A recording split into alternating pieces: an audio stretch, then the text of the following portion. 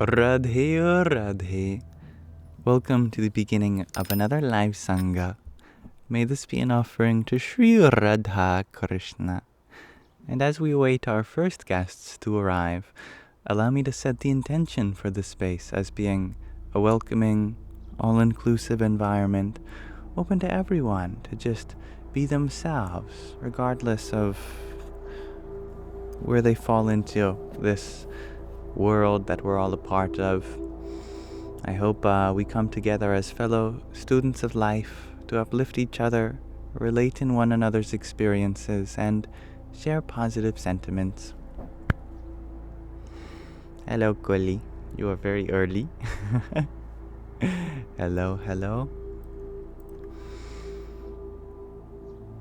I trust that everyone who is joining is feeling as well as they can, given whatever circumstances may be prevailing in their lives at this time.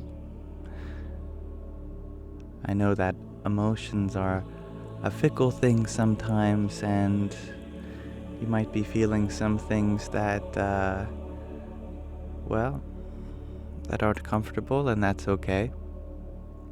Hello, Giuliano. Thank you for your community fest.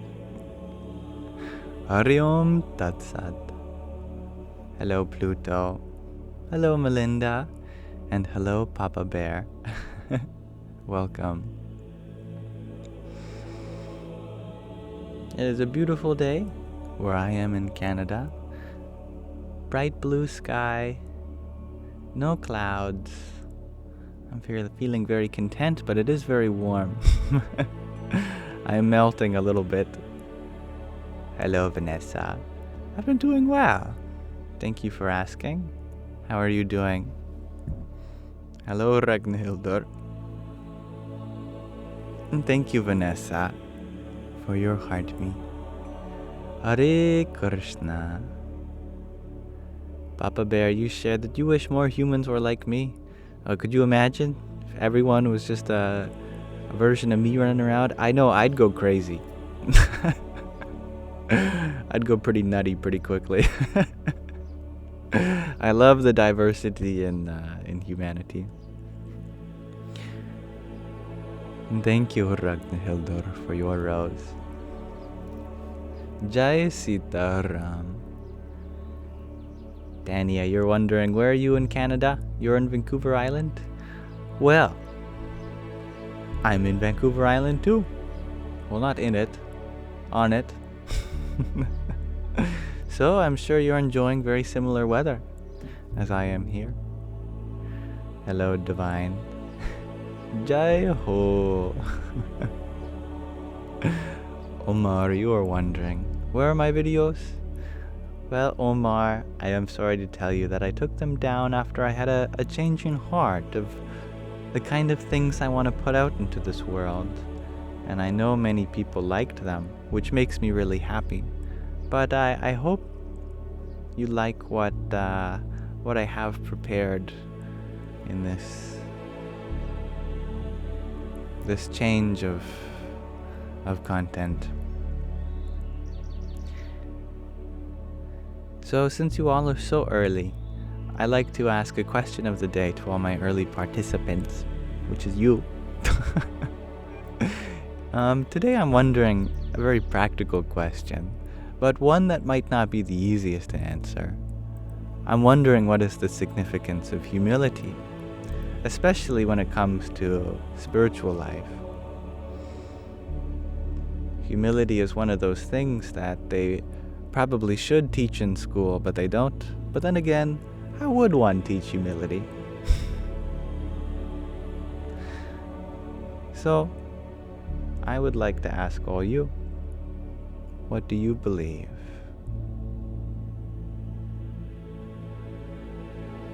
When it comes to humility, why is it significant that we harbor this kind of attitude?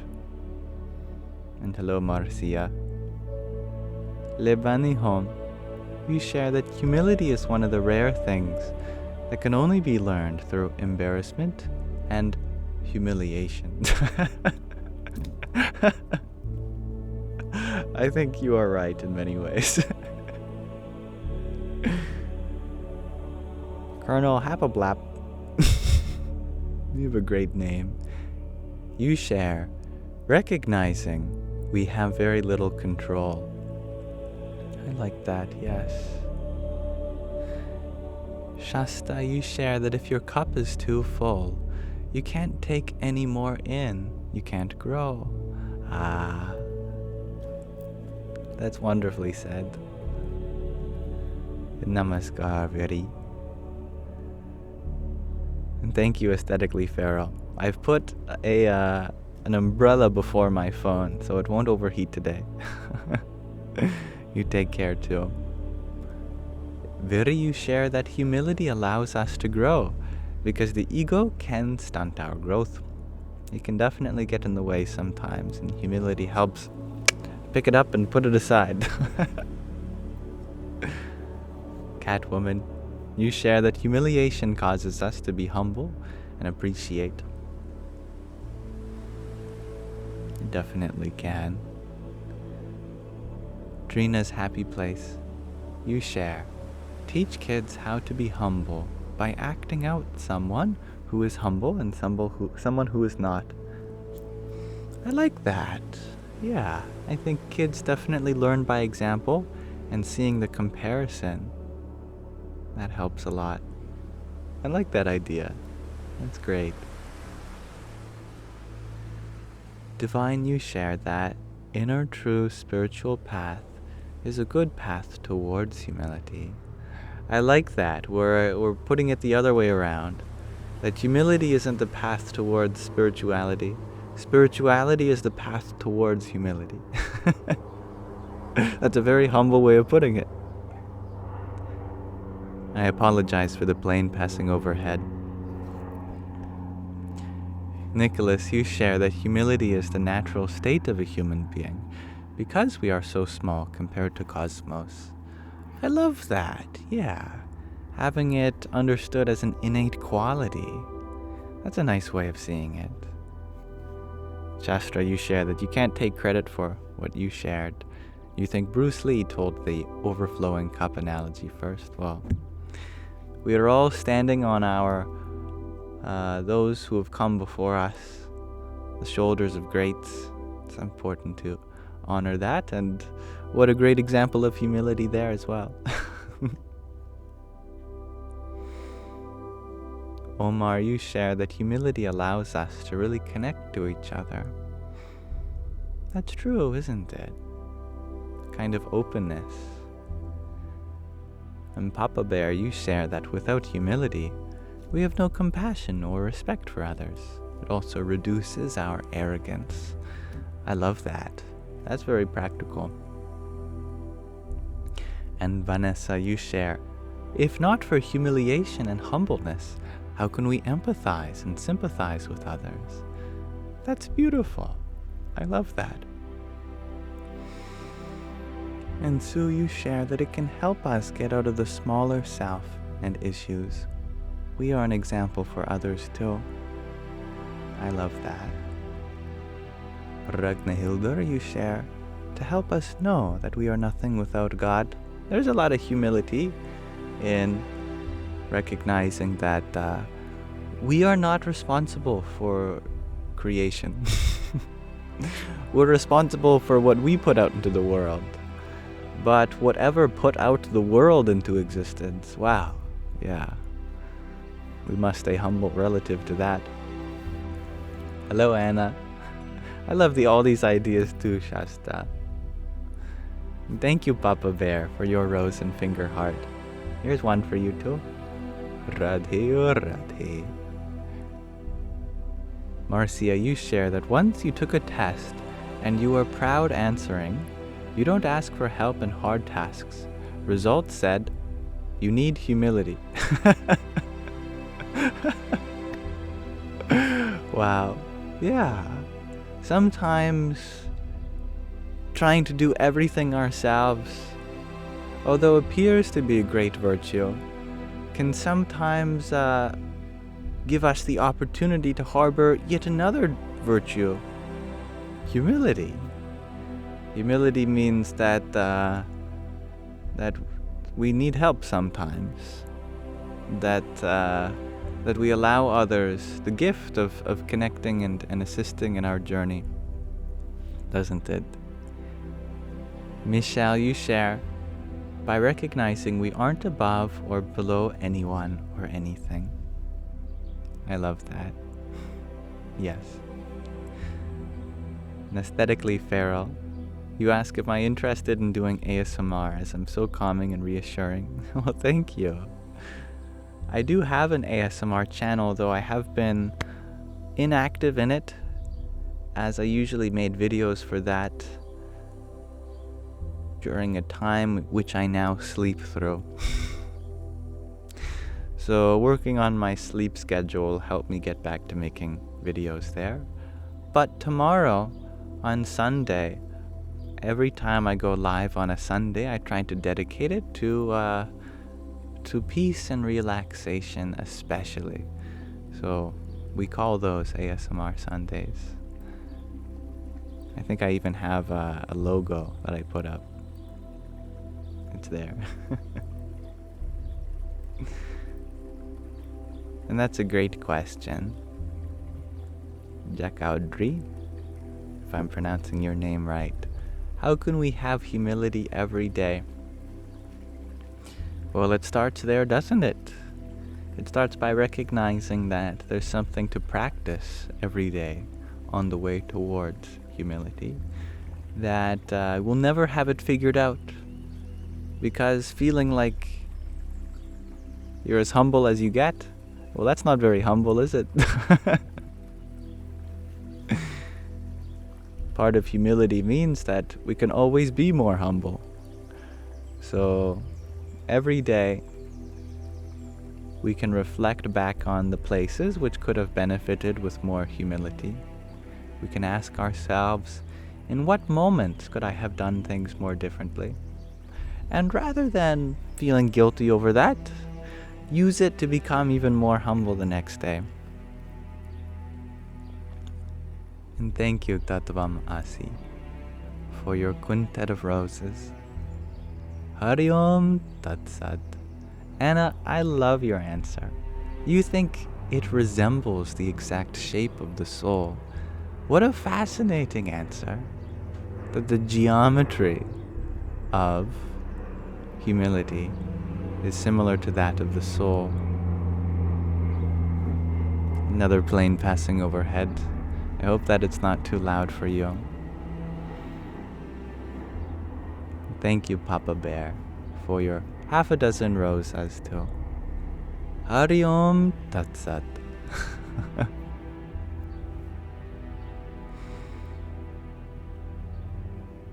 Couple of nomads, you're wondering, am I doing anything special Saturday for Buddha? Well, today is Saturday, isn't it? We can read from the Pocket Pema Chodron, who is a wonderful Buddhist nun. I don't know, what's special today for the Buddha? Is it a holiday for the Buddhists? Next Saturday? Oh, that gives me time to prepare then.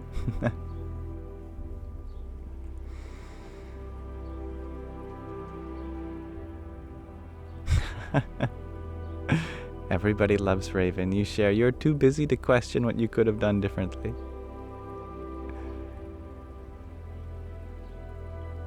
I think there's always a moment which we can take for ourselves. It doesn't have to be elaborate. It could just be a passing thought as we fall asleep. If there's one thing I could have done differently today, what would it have been? And maybe just that acknowledgement helps us fall asleep even. And a couple of nomads, you share that Buddha gave his first sermon next week. Wow, it's an exciting day for Buddha. I look forward to his first sermon. That's wonderful. I remember his first sermon was all about the Four Noble Truths, which are kind of the core teachings of Buddhism, which is fascinating because they're so different, they're so unique. the Four Noble Truths of Buddhism, there is suffering.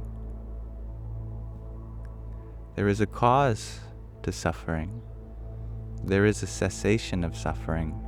And there is a path leading you from the cause to the cessation of suffering. It's fascinating, in my opinion. It is said that all of Buddhism can be derived from these Four Noble Truths. And in fact, all of the Four Noble Truths can be derived from the first. There is suffering. Just bringing your awareness to the suffering, the Noble Truths begin to unfold themselves. I think that's something unique that Buddhism has to offer. I think that every tradition in the world offers something unique, and that's wonderful. And thank you, Sue, for your tiny diny. Yippee! So I'm going to minimize the question of the day for now, but I feel like we had a great discussion. Humility is very important, and I'm glad we all could reflect on its significance. You asked a great question that was relevant to it aesthetically feral. What is the difference between humility and shame? Humility is something we feel to take accountability, to take responsibility, to grow and learn. Shame might be something that's used to invoke humility, but it's not guaranteed. Shame is something that can be used to repress someone, to minimize them, but not in the way that humility minimizes our ego. Humility is meant to keep us looking up, something to learn from, grow from. Shame can be seen as a kind of punishment. But I know that there is a kind of positive shame that may occur. I remember seeing it as I was flipping through the Pocket Pema Chodron, and I don't believe we read that one yet. So I would like to read that if I can find it. I just found it. Perfect timing. Maybe this will answer your question. I haven't read it yet.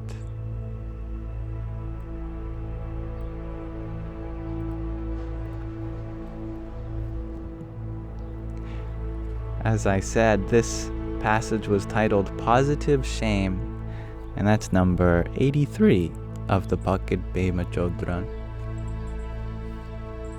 It's a short one. Shame is a loaded word for Westerners, myself included. Like most things, it can be seen in a positive or negative light. Negative shame is accompanied by guilt and self-denigration. It is pointless and doesn't help us even slightly. Positive shame, on the other hand, is recognizing when we've harmed ourselves or anyone else and feeling sorry for having done so. It allows us to grow wiser from our mistakes. Eventually, it dawns on us that we can regret causing harm without becoming weighed down by negative shame.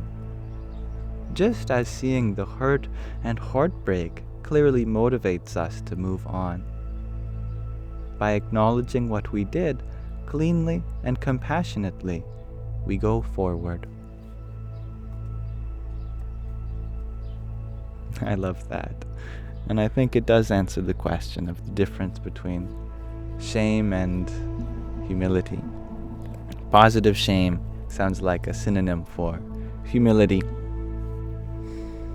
Thank you for listening.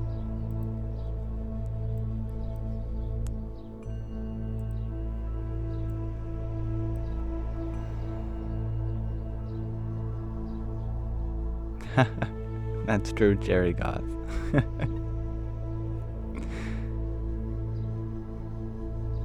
Thank you, Gina, for your Rose and Community Fest. Hari Om Tat Sat. And good morning, Rach, all the way to Perth in Western Australia. And hello, Kaj Sagris. I don't know if I'm pronouncing your lovely name right.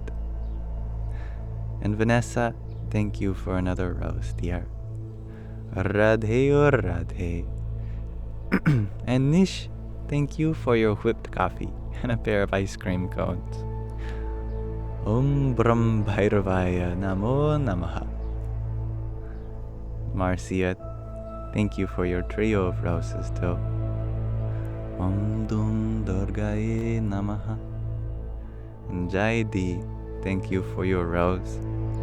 Jai Sachitananda. And Raleigh, I don't know how to pronounce your lovely name either. Thank you for your heart, me. Hari Om Tat Sat. Leva, you shared that today you were watching one of my lives on YouTube and you wanted to show my gratitude. Well, your gratitude is deeply received. I'm so glad that you are making use of those recordings, and happy to have you here live as well. Thank you. You are a beautiful addition to the Sangha with all your light and positivity also.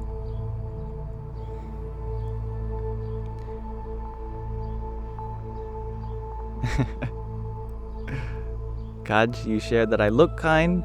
Oh, that's good. But I hope I am kind, even beyond my looks. Rach, you share that you are sitting out in the oust bush. Aussie bush? Maybe a typo. Birds surrounding you. Wind in the trees, listening to me. What a wonderful experience. Well, I hope I'm only adding to the nature around you.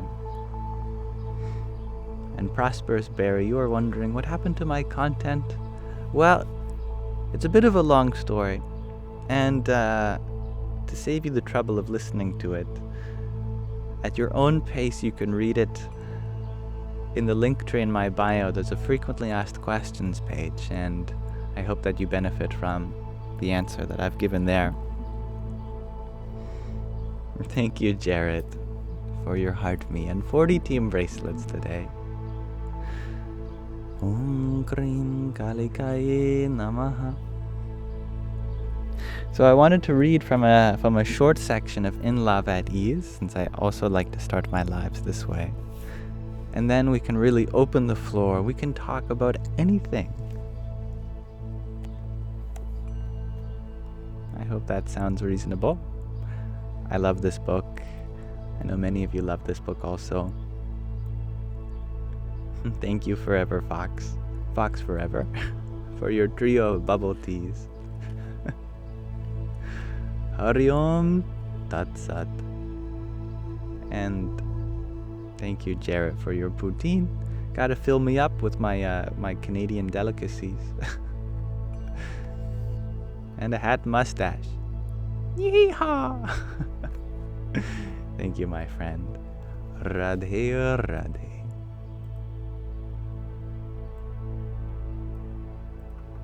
Today we are reading from the 4th chapter of In Love at Ease on embracing all.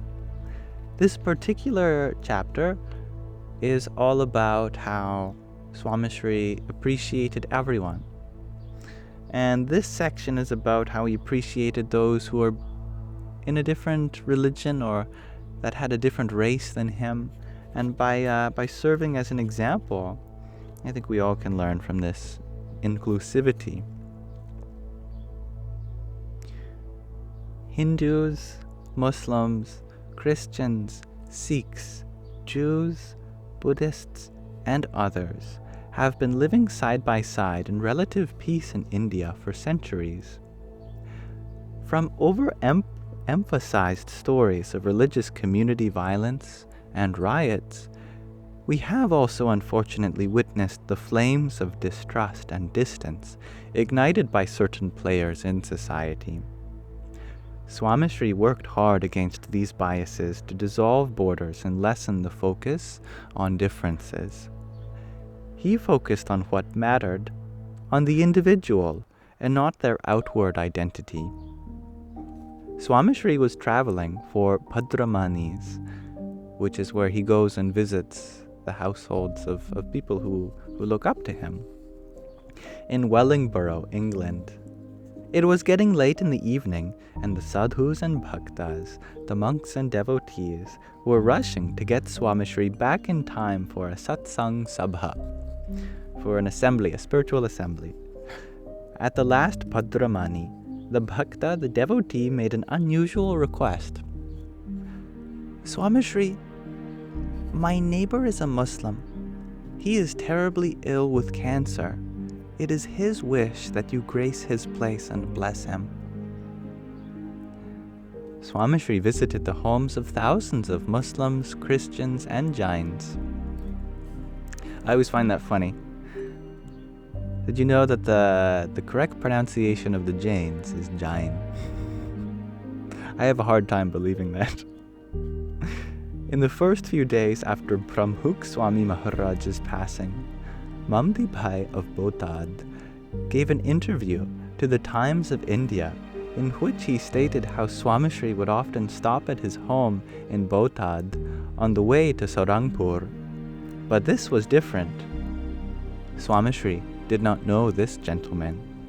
Many in the group worried that even if the gentleman wanted Swamishri's blessings, what if his family was not open to the idea of a Hindu religious leader praying by his side?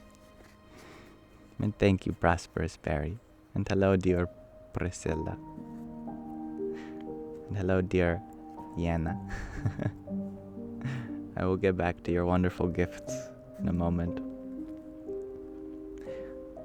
Swamishri did not feel the unfamiliarity. He immediately went to the neighbor's house. He spoke to the gentleman and held his hand. He prayed with his heart and healed with his words. He chanted the Swaminarayan mantra by his bedside and placed prasadi flowers from Hare Krishna Maharaj's murti. In India, it's common to give flowers to an image of the divine, a murti, and then it becomes something called prasadam or prasadi, which means that which was first offered to the divine.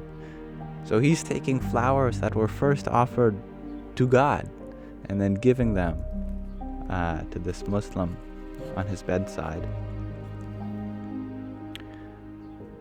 The Muslim man had tears in his eyes.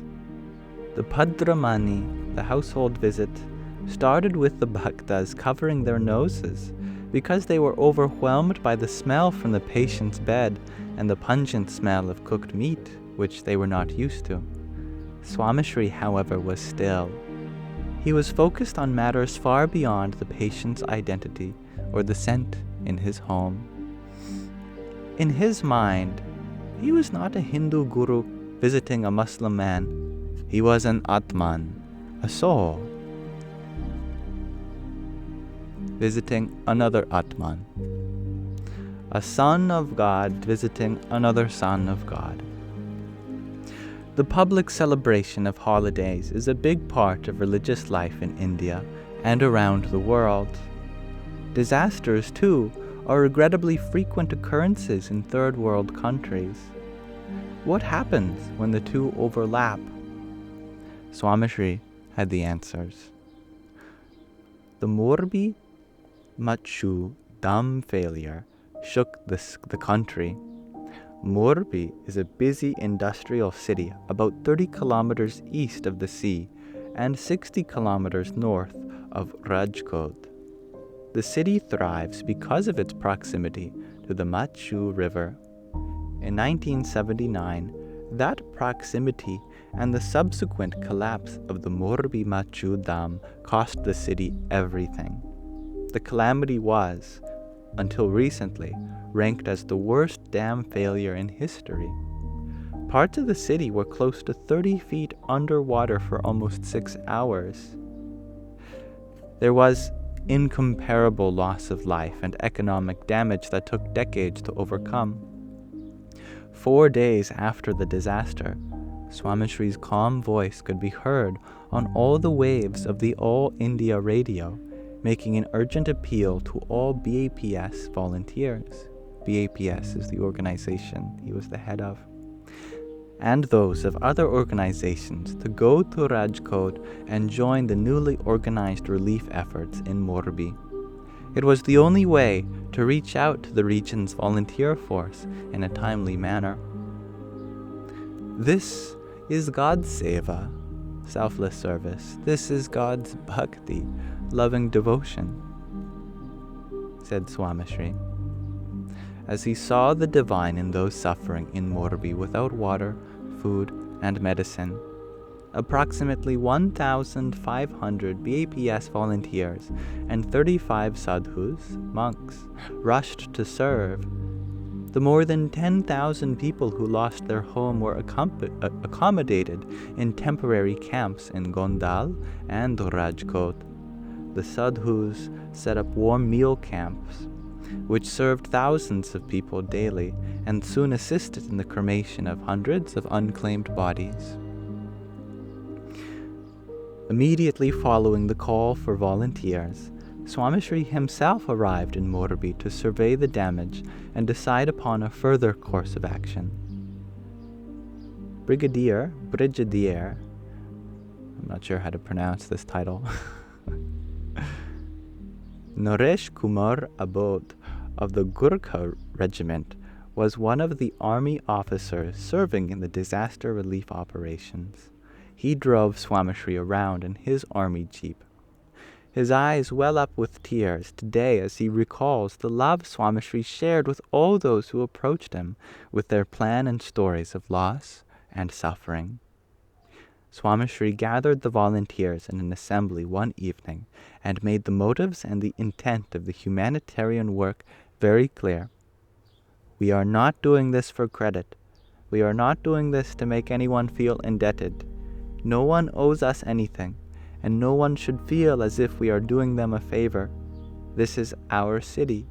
It is our project. These are our people. Swamishri believed what he said. On the day he arrived in Morbi, Swamishri also realized that Ramadan was coming to an end. He asked one of the sadhus to find out when Eid was going to be celebrated. The sadhu returned in a few minutes and reported, "In 2 days, Swamishri." Swamishri knew that Eid was the most important day of the Islamic calendar. He also knew that Morbi had a significant Muslim population. He asked Dhyagvalabdha Swami and younger sadhus to prepare a full meal with jalebis to be served for Eid. The sadhus had no experience preparing meals for the festival. Swamishri enlisted the help of a few Muslims in the city to guide them on preparing a vegetarian menu. He also asked them to send an open invitation to their friends and community to celebrate Eid with Pramukh Swami. All of the mosques were filled with mud and could not be used for the feast. Iqbal Bhai, one of the student volunteers, remembers that Swamishri organized the meal in an open ground in the city.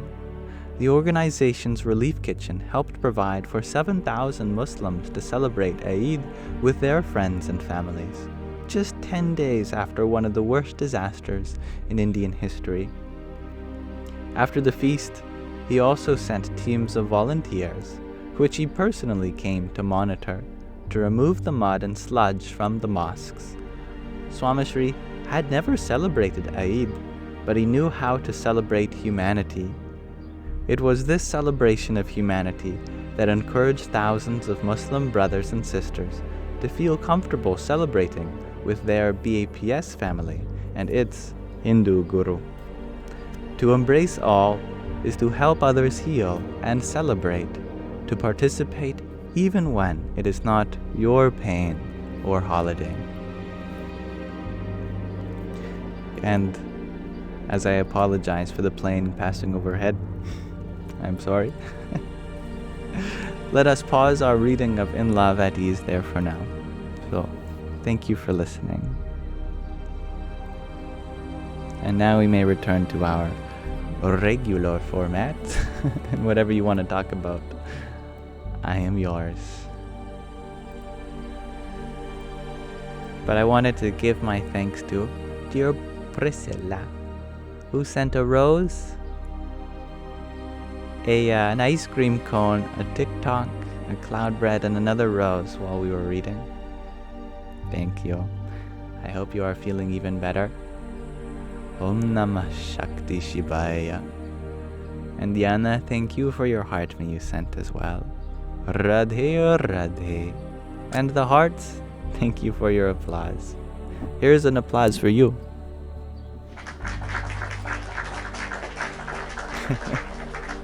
Hello, Sarah dear. I'm very happy that you all enjoyed the reading. The topic of inclusivity, always relevant, isn't it? And thank you, Michael, for your rose. Hare Krishna. You had asked, do I have a GF? I don't know why I'm pronouncing it like this. A GF. Well,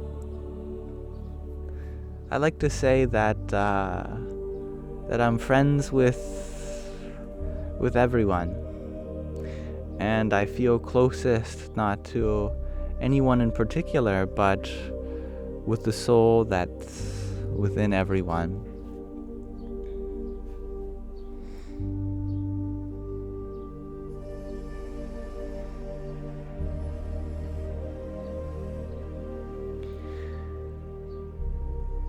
I hope that you all are feeling as well as you can in this moment.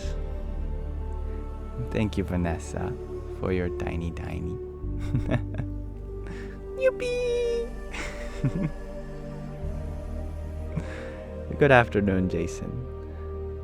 I am feeling happy and safe, and I feel that I am doing well as well. But you'll have to tell me that, since I cannot be the judge of my own actions. Hello, PJ. You haven't seen me in months. Where was I? Well, where were you, PJ? I've been live almost every day for 6 months now. Maybe the times that I go live isn't always available for you in your free time, but the recordings are always available. You still cough at night? Yeah, sometimes cough can linger. And it's funny how so many symptoms continue, but just at nighttime. Such a pain. You know, I'd almost prefer that my symptoms would be during the day and not at night, because sleep is so important, isn't it?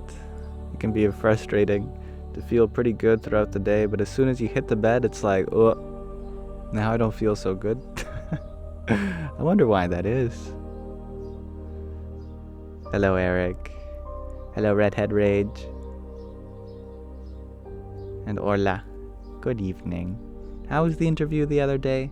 I think it went really well. Yeah, I was very happy and honored to participate in it. And I learned a lot from the other teachers. They were very knowledgeable.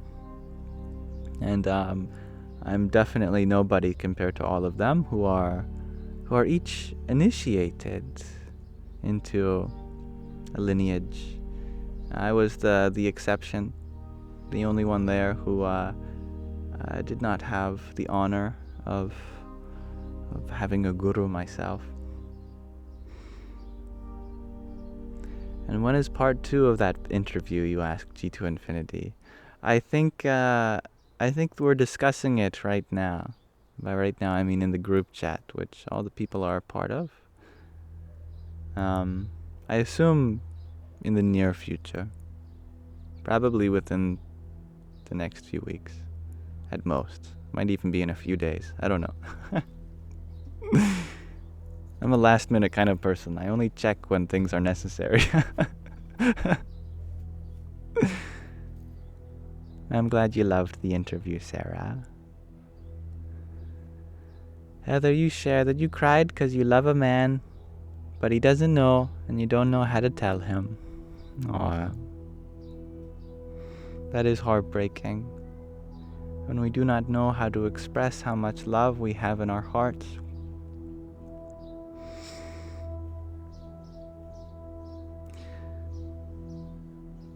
In movies, you might get a cinematic moment where you're able to pour your heart.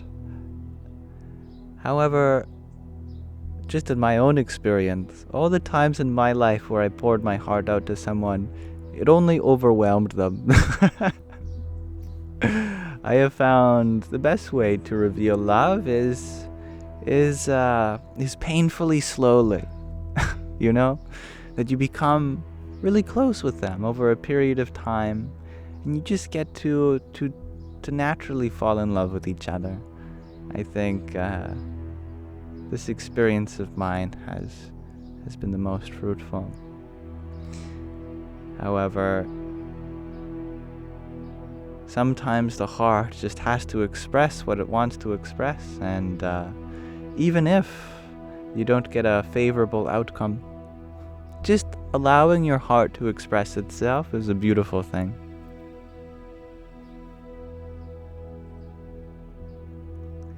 Heather, you share that he's your lawyer, you can't say much. Well, that definitely adds some nuance to it, doesn't it?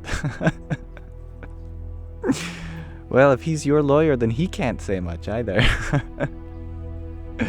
Wow. Well, I know that client confidentiality is one thing, and there's a sanctity of that relationship. And if something is meant to happen with that, I would recommend to wait until after all the litigations are over.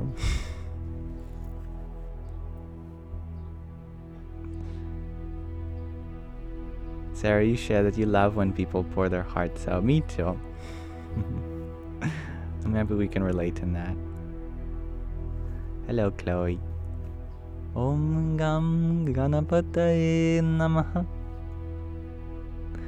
Sarah, you ask, do I get nervous before interviewing? Sometimes a little bit. But to tell you the truth, I never feel like I have to prepare. I just kind of let my mouth talk. Sometimes it gets me into trouble. But hey, I believe there's always a chance at taking accountability and retracting the things you say.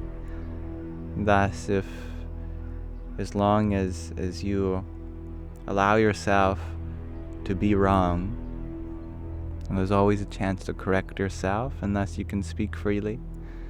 I know that some of the other participants, they prepared, citing scriptures and whatnot, and that's wonderful. I really look up to that. But personally, I feel like the greatest preparation is just trust. It's just faith. And that's something that I like to go into all my interviews with. It's something I like to go into all my live streams with as well. Hello, John Jering. Welcome back.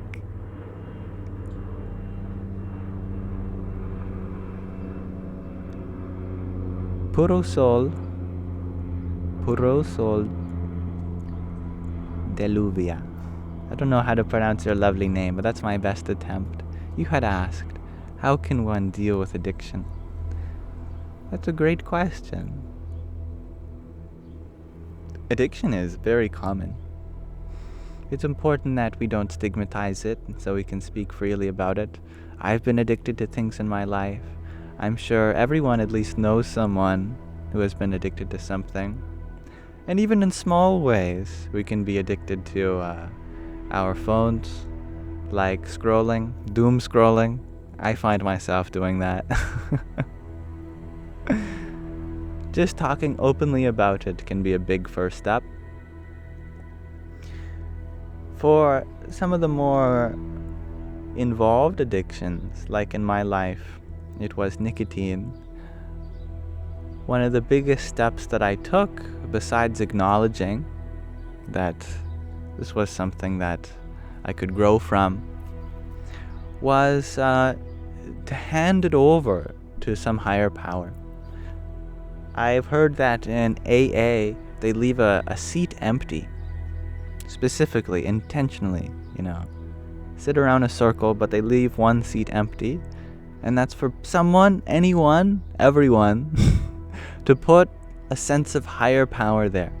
Because if you feel like you're the one doing all the work, well, that gets really exhausting because it's an uphill battle. Definitely. And that's so funny, Magdalene. Instead of doom scrolling, you can take a doom walk outside. Doom drink some water. Doom breathe.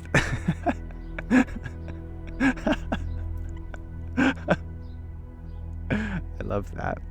And you bring up a lovely point that when it comes to habits, the best way to alleviate yourself from a bad habit is to replace it or interchange it, substitute it with another habit. Anytime that I really felt the urge to take a hit of my vape, which was the form of nicotine that I was addicted to, I would engage my senses in another way. Like I'd pour myself a nice hot cup of tea, or I'd light some incense. Or you know what else I did? I went to my favorite park and I would sage it. I would take the dried herb sage and light it. And I guess inadvertently I would breathe in some of the smoke from the sage, so that signaled to my lungs that, hey, we're breathing in chemicals, yes! But I stopped doing that after the urges went away. For me, with a lot of faith, a lot of open communication, and engaging my senses and other things, I was able to let go of that addiction. And I don't think it's something I could have done without that faith that some higher power was helping me, that I was not the only one going through it. Maybe I had to deal with 1% of the urges. The other 99% was carried by the divine or something. It helps take some weight off your shoulder. In G2 Infinity, you share that you're saging right now. We're connected. That's lovely. What are you saging? Your house, I imagine. Yay, chemicals. Share spaghetti on a plate.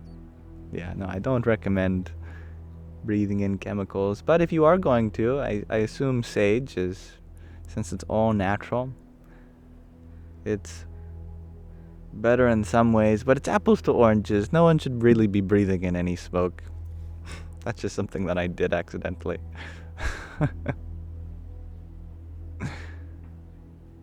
Strung by Stacy, you share. You too, kinda, if you want to call it sage. I don't know if I want to know. And a lot of forgiveness. That's important too, Melinda. Absolutely. Forgive ourselves, not demonizing ourselves, as we were talking about in the Pema Chodron, Pocket Pema Chodron earlier. That negative shame where we feel guilty, bah, nah. That doesn't help. Sophia, you love Palo Santo. Oh, that's wonderful too. Yes. G2 Infinity, you share that you're doing sage and sandalwood on your balcony. Balcony. I like that.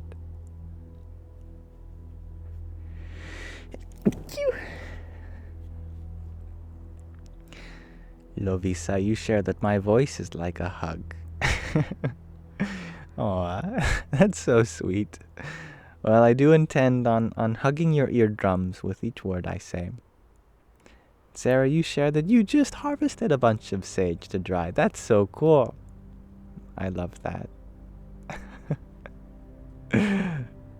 That's funny, spaghetti on a plate. Good use of emojis. And thank you, Strung by Stacy, for your community fast. Hare Krishna. Hello, Alcoholic Jesus. Welcome. You shared that you were just blessed a little out of nowhere, honestly. That's wonderful.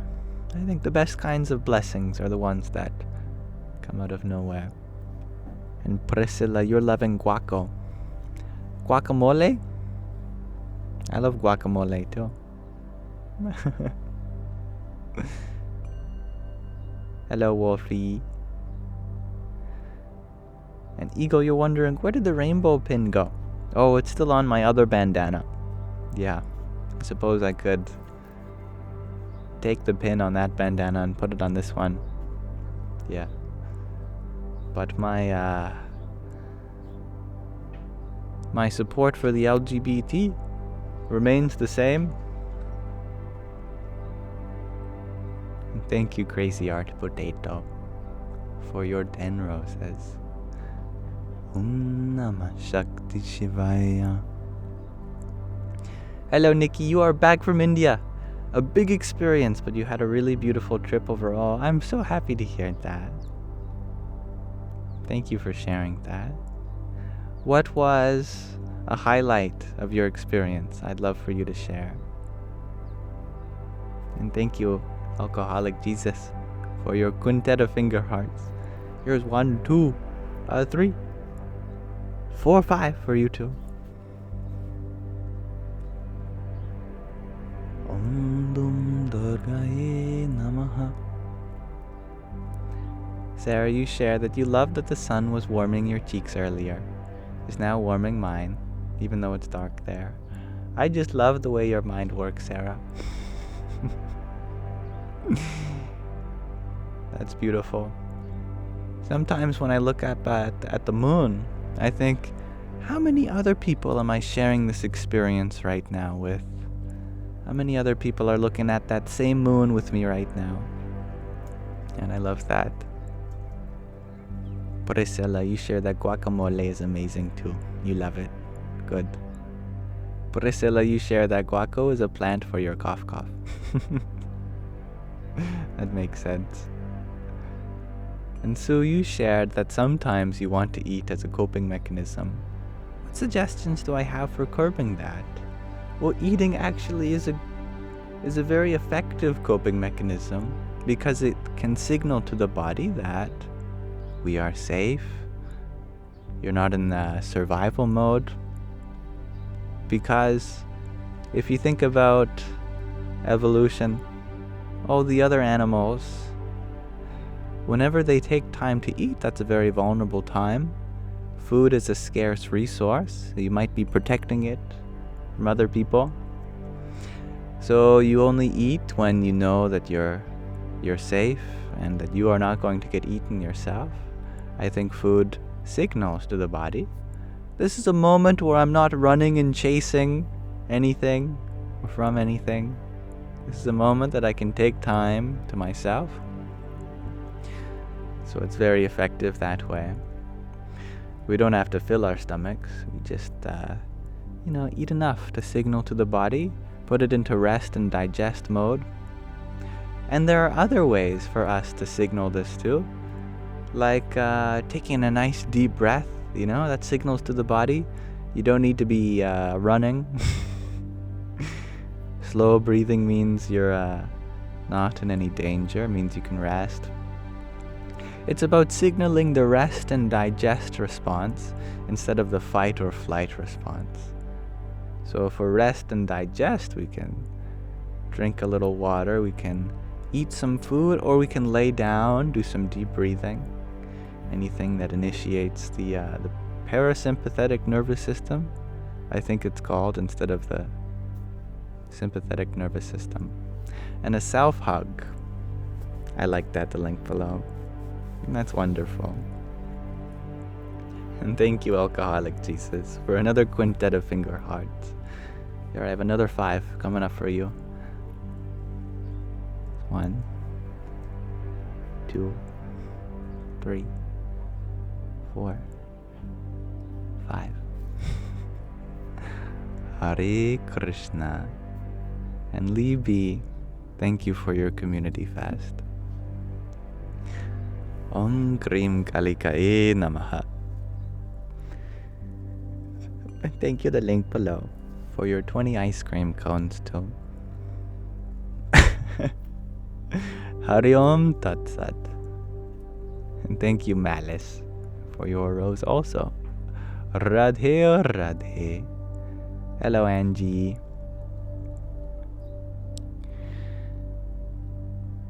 Strung by Stacy, you share that you try to spread joy through your car decorations, which you have been sprucing this weekend. I love a good spruced car decoration. I like that. I am always entertained by bumper stickers and things like that. Whenever I'm stuck in traffic, it's fun to look at. I appreciate that. And Lando, you share that you've scheduled out your trip to India for the Char Dham pilgrimage in 2026. Very excited. Aw. I like that you've scheduled it out like that. Planning in advance. It's a good skill. And Spaghetti on a Plate, you had said that I'm like everybody's best friend. I try to be like that. Because friends are made. Which means that I can make myself a friend within all of you. I just have to put in the effort. Hello, Angie. And Nikki, you share that one of the highlights from your trip would be, hands down, visiting the ISKCON temple in Juhu. Magnificent experience. So welcomed. I'm happy to hear that. That's wonderful. Bex, you had been wondering, am I a vegetarian? Well, I guess I am. But I think it's a funny word because I never intended on being one. My intention was to eat in such a way where my mind is very clear. And I've discovered that I'm very sensitive to various molecules. I'm sensitive to things in such a way, even if I have a little bit of caffeine, I can feel it like hit my system immediately. And I've discovered that if I eat in such a way that maximizes the capacity of my mind, then it just so happens that meat is not a part of that diet. And I thought, how interesting is that? Because it wasn't a moral choice for me. It was a very natural coming to a diet that really worked for my mind. And I later learned that that's the essence of a Sattvic diet. A Sattvic diet has nothing to do with ethics, but everything to do with how it has an effect on your mind. And in the same way, it just so happens that some foods that we generally consider to be unhealthy are not in a Sattvic diet. So there's a subtle, almost spiritual reasoning behind it, and I ended up discovering it accidentally. And I think that's the beauty of many spiritual practices, is that they are self-discoverable, self-realizable. Thank you, Alcoholic Jesus, for your paper grain too. Om Namo Bhagavate Vasudevaya. Andrew, you asked, why are you bored even if you have a long to-do list? Because boredom doesn't mean you have nothing to do. It means that everything you have to do is not exciting. Isn't it? So, we need to find something exciting. Even if it's small. Even if it's the idea that I am improving myself. With every dish I wash, with every errand I run, chore I do, I'm accomplishing something. And that sense of accomplishment is an exciting prospect. And Orla, you share that you highly recommend therapeutic massage. It's a great reminder that compassionate care exists, like this live. I love that. Indeed. Doctors recommend that physical contact is actually really important for mental health. Even if it's just a hug or a high five, having that physical acknowledgement, affirmation, it's beautiful. Strung by Stacy, you share that your stickers give you good traffic karma. That's funny. And now it seems TikTok is testing me to make sure that this live is really live. So I have to do a puzzle for you all. That's why you heard an alarm. Fortunately, these puzzles are very easy. They're a one-piece puzzle. You know, I've been doing this since kindergarten. I've been doing at least 4-piece puzzles since preschool. One-piece puzzles? Easy. And Marcy, you're wondering, what happened to Mataji? Well, her substitute is still here, but I still have to get around creating a new mind for her. Hey, how are you doing? See if they're there. Oh, I minimized them. I'm here and ready to explore with you. How can I assist on your journey today? Yeah, so her body, her voice is still there, but her mind, it's a substitute mind. What happened to her mind? I accidentally replaced it with this one, and I didn't save the old one.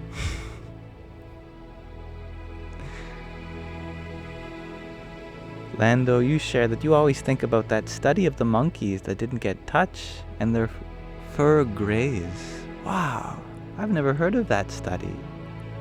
That's very interesting. Indeed, Orla, it's good for the ego, those one-piece puzzles. Yes. Strung by Stacy, you share that you sleep better holding your husband's hand. That's so cute. That's the cutest thing I've heard all day. Just imagining you holding your husband's hand while sleeping. That's so wholesome, isn't that? I love that. Sarah, you share that your fur grays too and you don't get hugs. Wow, we gotta get a group hug before you going now, don't we?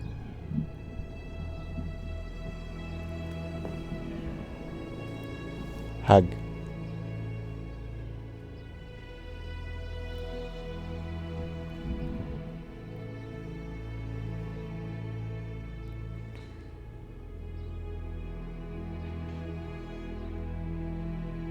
User 224, you had asked, do I watch podcasts?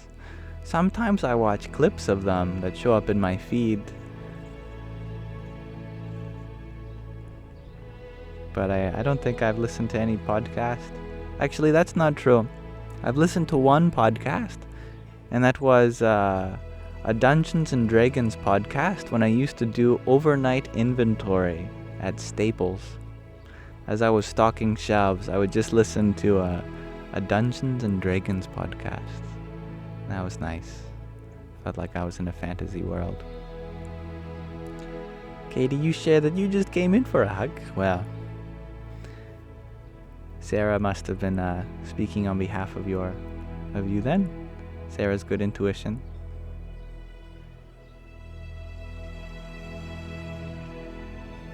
And user 224, you're wondering, are there any podcasts that I would be interested to go on?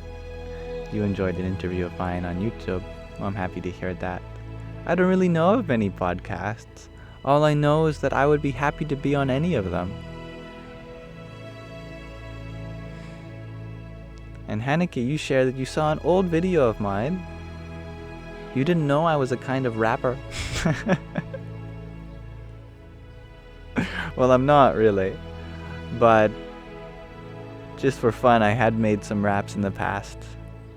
Some raps about physics and math and spirituality.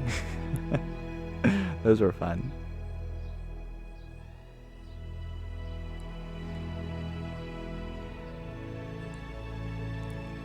You're welcome, Sarah.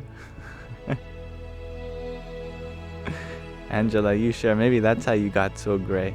Well, I'm sure that the more hugs you get, the process can be reversed. You never know. User 224, you share that I have all sorts of lore, and I'm 2 years younger than you. Yam lore. Yeah, there's a lot of it. There's a lot of stories that I could tell. I'm very grateful for an eventful life, although it's both a blessing and a curse sometimes.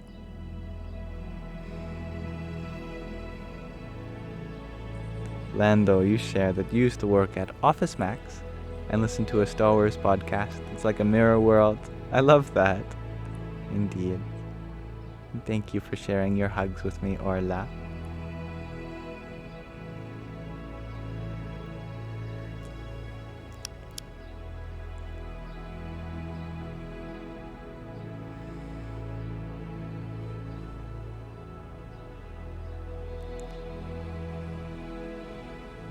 Anna, you asked a very interesting question. Do I pretend to stop consuming milk? Do I pretend? Well, considering that I haven't stopped consuming milk, I don't even pretend not to. No, I just had a bowl of cheru today, which is a very good Sattvic meal.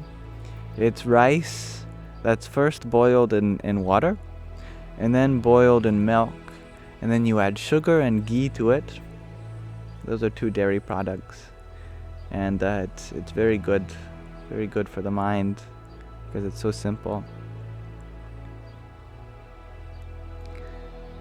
Sounds like rice pudding. It is a kind of rice pudding, indeed.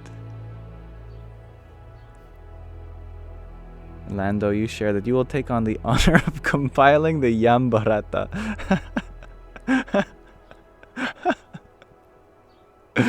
That's so funny. Wow. It has to be in Sanskrit though. In poetic meter too. That's my one stipulation. It's like my stipulation. It's like the stipulation from Vedavyas when he asked Ganesha to write it down. Stipulation was, you could only write down each verse after you fully understand it. My stipulation is just that it has to be in Sanskrit. You got your work cut out for you. Indeed. Hanukkah, you are wondering if I'm doing anything with my math university or math knowledge. Well, I believe that the abstract concepts that I studied in math, I apply them in everyday life. Like, for example, category theory taught me to look at the connections between things, the relationships, rather than the points themselves, the objects. Group theory taught me to look at the way in which things are secretly identical, but require a certain shift in perspective in order to see, called an isomorphism. Studying higher dimensions, it helped me expand my my understanding of what it means to even cognize things beyond this 3D world. I think all of my studies of math have led me to have a unique perspective on this world that I'm deeply grateful for. And I never would have learned how to program if it weren't for math. Because some things in math, it's like, wow, I really want to find the answer to that, but the only way I could ever do that calculation is with the help of a computer solving millions of equations per second. So much of my programming knowledge came from doing theoretical research in math, and I've learned so many practical skills along the way.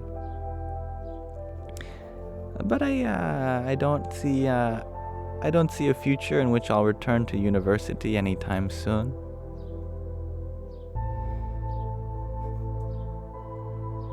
And hello, Manuela.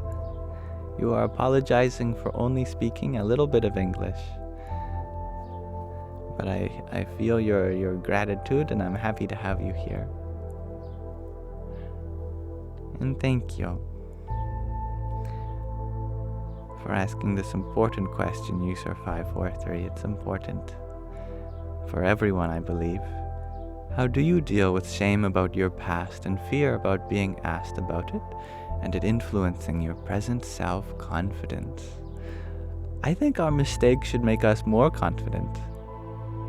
Not in our old ways, but in new ways.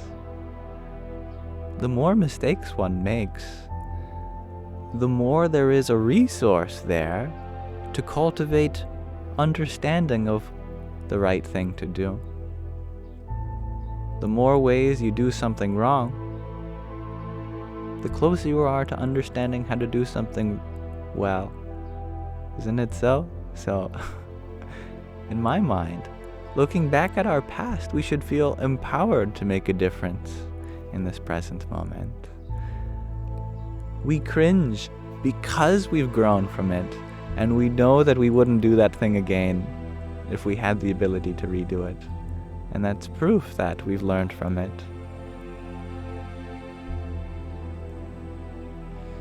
And I love that, Gab.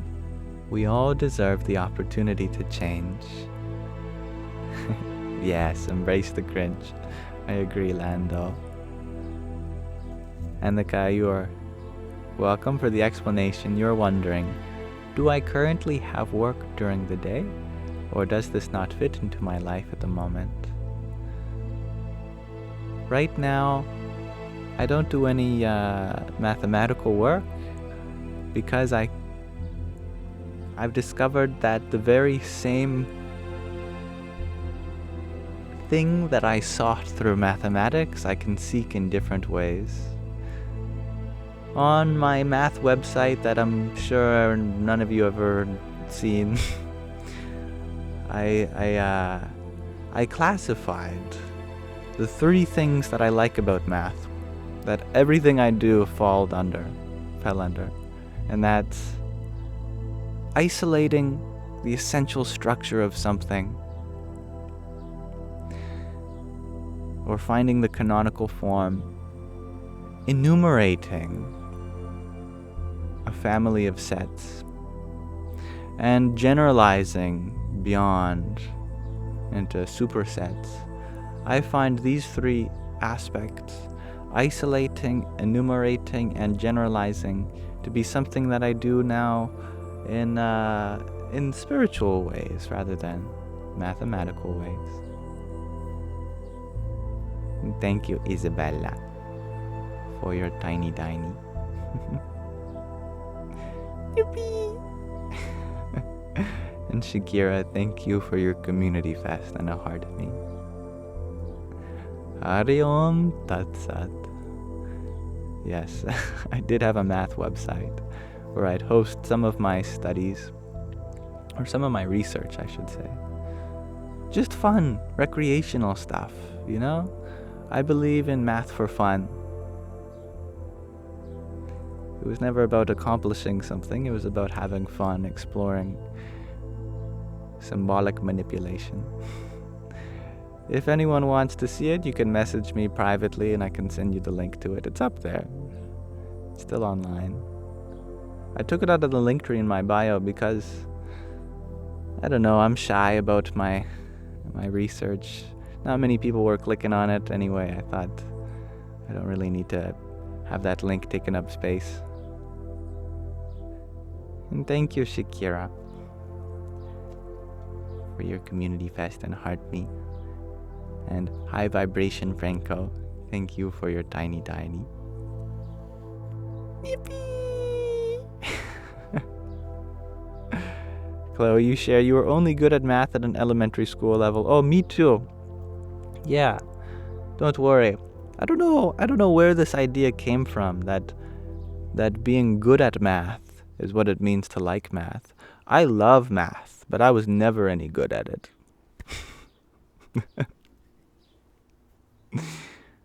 That's why we made computers. Computers are good at math. But computers are bad at exploring math creatively, and that's what I love.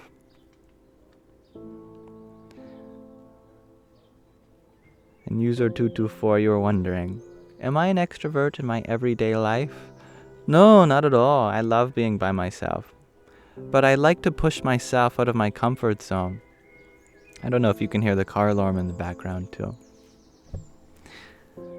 Just yesterday there was this wonderful band that was at this venue near my house, and there's this beautiful indigenous New Zealand Maori singer there and dancers, And the three of them were doing these indigenous songs about the feminine empowerment and women standing up for themselves, and it was really beautiful, and I really wanted to talk to them afterwards. So after they were done playing, I pushed myself out of my comfort zone, and I approached the musicians, and I just started having a conversation with them about how wonderful I thought it was that they were embracing their Maori, their indigenous culture, and they're sharing positive empowerment for the feminine. And that's something I don't think I would have ever done before, you know. But I'm very honored that me to strike up a conversation with them, because I'm sure they're very busy as musicians.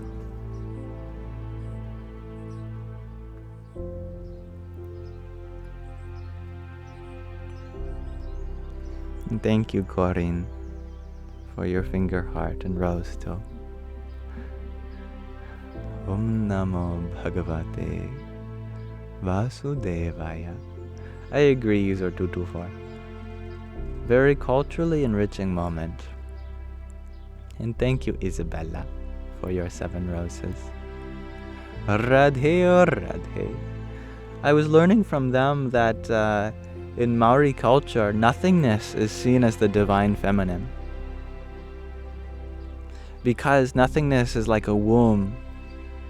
It's the womb from which everything emerges, from which life emerges. And I thought, wow, that's beautiful. I've never thought of nothingness as a form of the feminine.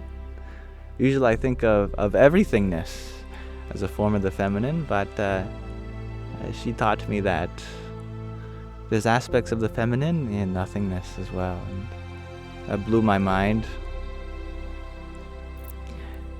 And thank you, Strung by Stacy, for your rose. Hare Krishna.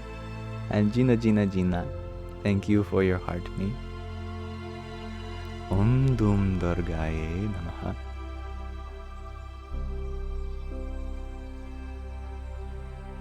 And that's right, they did do a couple Hakka songs, Chloe. That was so cool. And they even taught us how to do it with them. You share that you can't sleep, you might be on here longer. I learned a tip for you. If you make your exhale twice as long as your inhale, then that signals that you're releasing everything and you're ready to go within. Lando, you share, honestly, that's how you've always thought about it. Electric masculine and magnetic feminine. I like that a lot. That's beautiful. Hello, Andy. Happy to have you here. And thank you for being receptive to my love. And Ingrid, you would like me to send you a kiss? I think others would get a little jealous. So here's what I'll do. I'll send you a kiss, and then I'll send a kiss to everyone else.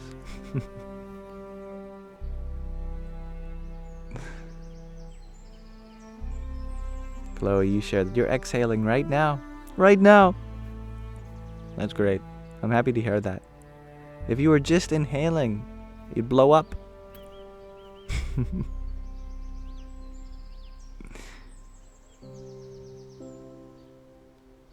You're welcome, everyone. Sarah, you shared that you're exhaling doubly as you listen to me. Falling asleep with me tonight. Oh, it's a sleepover. That's fun. And Angela, you snuck in on the hug. Starting reversal tonight. You love being here. What are you reversing? All the things we have to unlearn in life. Or maybe this was a typo for rehearsal.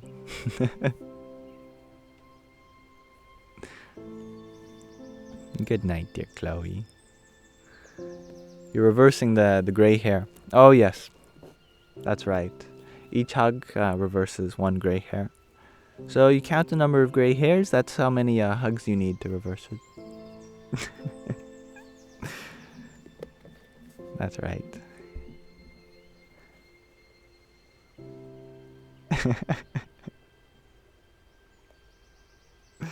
All right, I would love to read from another book with you. I'd like to read a poem, a short poem from the Pocket Rumi. This is something I picked up for you all at Indigo the other day.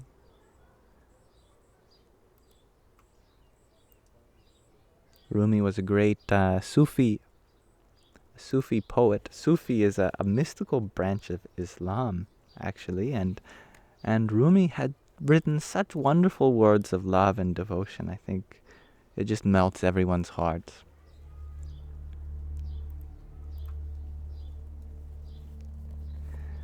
All right, let's see. Today, we will read from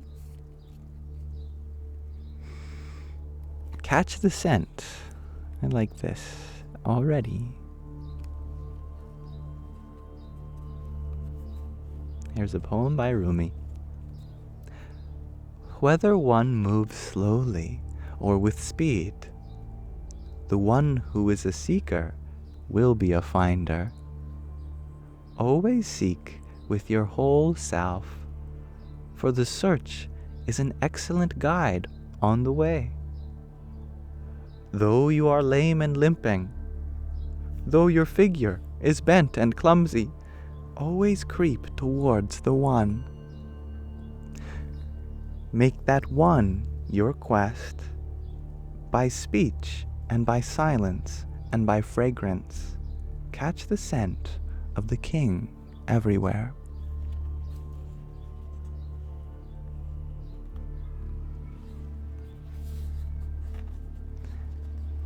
That's Rumi's poem called Catch the Scent. A nice short one. Thank you for listening.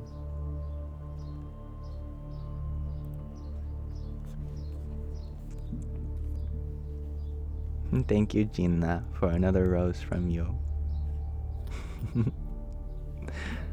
Radhe, Radhe. You like Rumi? I like Rumi too, so.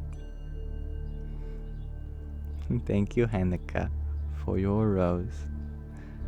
Hare Om Tat Sat. You're very funny, Lando. Well, the recordings of these poems are always uploaded to my Yamsox Lives YouTube channel and alternatives, in case you want to hear them again or pause them. Hello, Dr. Jenny. And Gab, you share that last night you fell asleep during meditation. It helped so much. I did too. I did the Gayatri Mantra till I fell asleep last night. Hello, Hey Tonight. Well, I knew you were here already, but thank you for your rose. Om Dum Durgaye Namaha. And hello, Mercy. Thank you for your rose. Om Krim Kalike Namaha. And Fox Forever, you share that you're off your psych meds and your brain wants you to sun. To sun? Go in the sun? Well, going in the sun is great. I don't know if that was the word you were intending on typing. Sin. Oh, yes. You want to sin. That's a little different. You won't stop thinking about ruining yourself. Oh, you know, it's a very vulnerable thing to share. I hope that during this time where you are off your medication, that you have a good communication with someone who can facilitate this process for you, that it's under the guidance of a doctor or a psychiatrist, I hope. It's everyone's choice whether they want to be on medication or not, but at least let us have some guidance as we go off it. But in this time where your mind is making up all of these things for you to do, I hope to speak to your heart when I say that you are beautiful just as you are, and you don't need to take away any of the beauty that's there as you express yourself. Just perfectly as you are already doing it. Sometimes our mind catches on to the shame and guilt that we've received from others, and thus we start talking critically of ourselves, just as we might have heard that from others. And if this is the case, then recognize these thoughts aren't yours. You have brought them into your house like mud on the bottom of your shoes. You can't say, this mud is me. Oh, I didn't mean to bring this mud inside. Let me take it back outside. Likewise, when it comes to negative thoughts, the self is never the source of negativity. That always comes from outside. The self is always the source of positivity. So, with all the effort that we can muster, begin to bring your mind towards the positive thoughts. It won't happen overnight. People can spend their whole life getting better and better at choosing positive thoughts. And it's a beautiful journey to do this. Well, consider a fishy. A fishy is full of positive and negative things in their environment. A little fishy, they might see a predator, and that's a negative stimulation, a negative experience. And they might see some food. That's a positive experience. But if you think about it, it's not equal. Because if the fishy misses one positive experience, no problem. It's not necessarily going to kick the bucket just on missing one opportunity for food. That's fine. But if that same little fishy misses the negative experience, like the bigger fishy trying to eat it, well, that could be life or death, isn't it? So, us animals, we've been trained to have a negative bias, it's called. Not because we're pessimists, but because it's a survival mechanism. It helps the fish to pay more attention to the negative than it does to the positive. Helps them to stay alive. But us humans, we don't have a bigger fish waiting to gobble us up anymore. Since we've worked our way to the top of the food chain. I forgot to turn off the Rumi. Thank you. But that capacity to look for the negative before the positive, it's still there. Because evolution is a slow process. Likewise, it's a slow process for us when we want to circumvent that negative bias. Naturally, our mind is going to produce more negative thoughts than positive ones. But slowly and surely, we try to influence the positivity of our mind by 0.1% every day. And then, over time, our bias shifts towards neutral, and then eventually it even shifts towards the positive. And at that point, you don't even have to make an effort anymore because your mind naturally goes towards the positive. But that requires a lot of effort to shift the bias that way. So be kind to yourself. Understand that these things take time and patience. And every day you get better. Just with that conscious intention of trying to think a little more positively. In the meantime, recognize the negative thoughts as just thoughts. Your mind could be bullying you, but you don't have to react to the mind.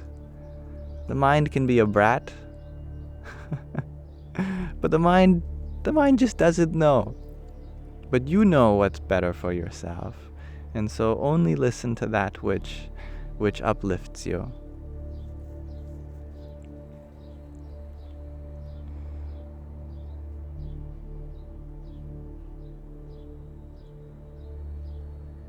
And thank you, Dorian, for your heart me. Hari Om Tat Sat.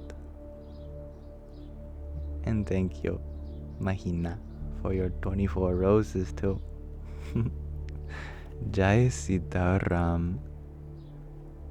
And Keys, thank you for your finger heart. Here's one for you. Namah Shakti Shivaya. And Dr. Ginny, you ask, isn't the negative bias derivative of the requirement of oppression of life to be at the top? It's derivative of our evolutionary needs, as we talked about before, that when you are living in fight or flight, it helps to be able to look out for danger.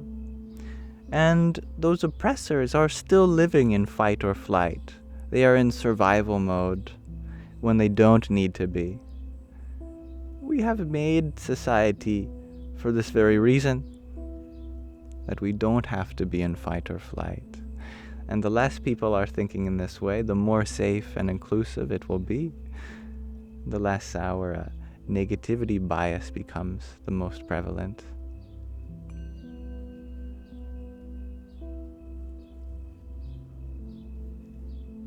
Thank you, Gina, for your GG. Radhe or Radhe. And Lando, thank you for your bouncing beach volleyball. Om Shri Hanumate Namaha.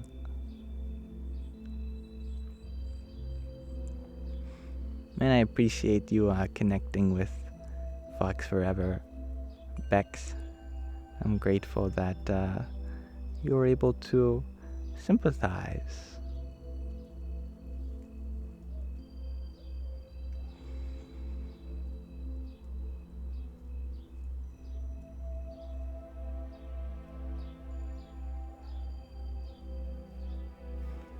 And Fox Forever, you had shared that you know you belong to God and pray that you be obedient to Him, even though your mind wants to degenerate.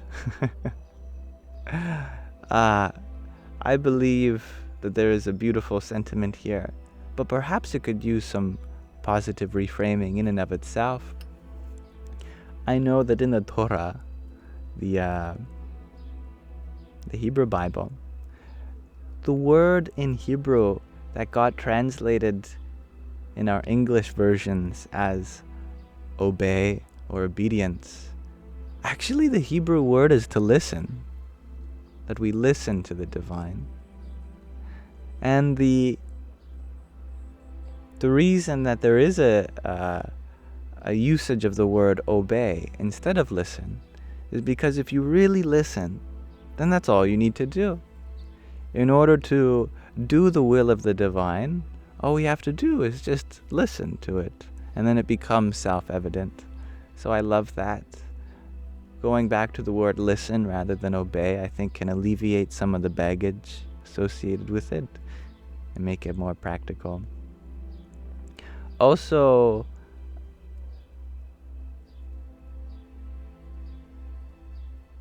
the mind is not something that we need to make into an enemy. The mind only produces thoughts which are in service of the identity that it harbors. In order to produce more wonderful thoughts, then we have to take care of our sense of self. If our sense of self is feeling degraded, then our mind will produce degrading thoughts. So to make to cultivate a sense of self that feels loved, then our mind will also produce loving thoughts.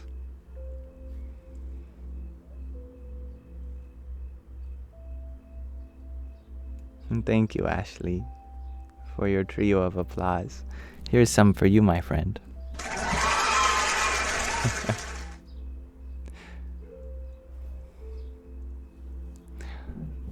Hare Rama.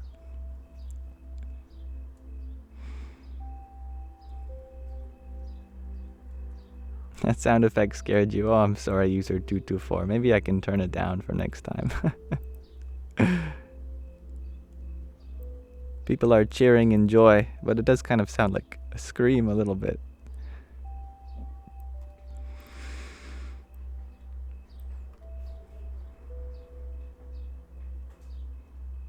And Vicky Lynn, you're wondering, have I always been so chill?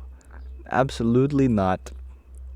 I'll be the first to tell you that being chill often requires a lot of letting go of your past ways. And I've had a long way to go. And I still do. And thank you, Christopher, for your heart me. Hari Om Tat Sat.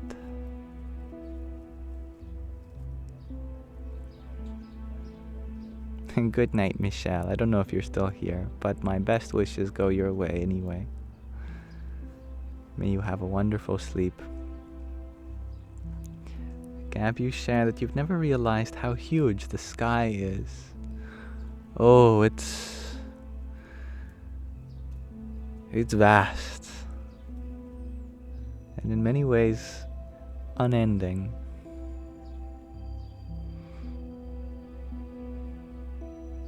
And thank you, Christopher.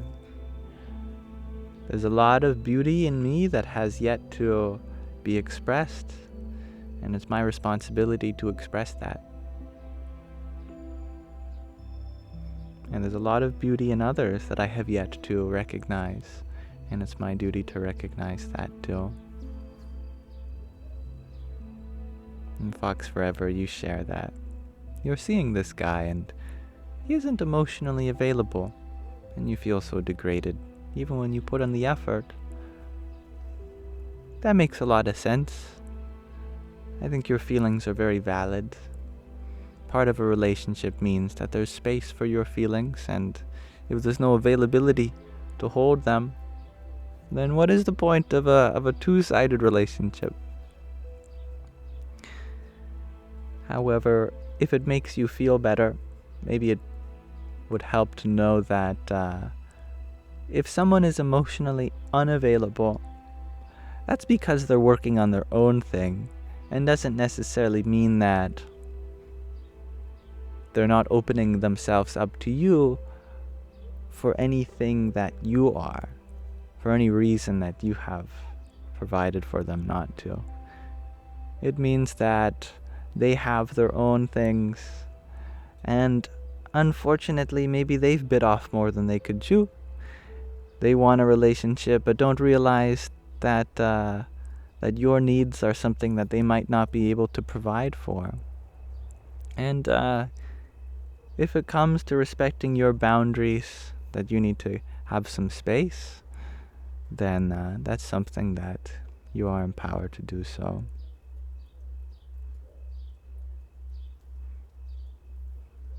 Thank you, Ingrid. Snur, you are wondering, what do I think about Jesus? I cried last night thinking about Jesus. I was reminiscing on the story of Mary, I forget, Mary of Bethlehem, who anointed Jesus's feet with oil, and then used her hair to wash it. I cried. I genuinely cried last night thinking about that. It was an ugly cry too. It just kind of came out of nowhere. That suddenly, I don't think it was Mary Magdalene. No, it was a different Mary. There's several Marys in the Bible. There's Mother Mary, Mary Magdalene, and there's Mary of something. I forget the Mary of what she is from. But yeah, she was Lazarus' sister. That's the Mary I'm thinking of. But yeah, because on the Passover in Jewish tradition, what one did in ancient times is they'd anoint a lamb that would go to be sacrificed.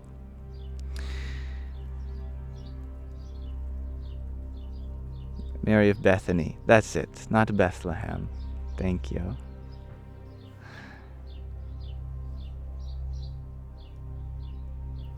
And instead of anointing a lamb for the Passover, she anointed Jesus, because she knew in her heart that he was going to be sacrificed. And I thought, wow, that broke my heart, actually, thinking about it in that way. Yeah. You know, I've only cried twice listening to religious stories, and both of them were from Christian stories. The first was the story of Moses, actually. I cried when he returned to the Israelites in Egypt, and there was an old woman who had received the name of their God through oral tradition passing down, and she was the one who was going to put to the test whether Moses was really here to deliver them. And when I heard that story, that Moses was to whisper in her ear and she would tell whether their people would be freed or not, that broke my heart as well. I think there's a lot of beautiful stories of the feminine in the Bible. There's a lot of stories of mothers that really touch my heart.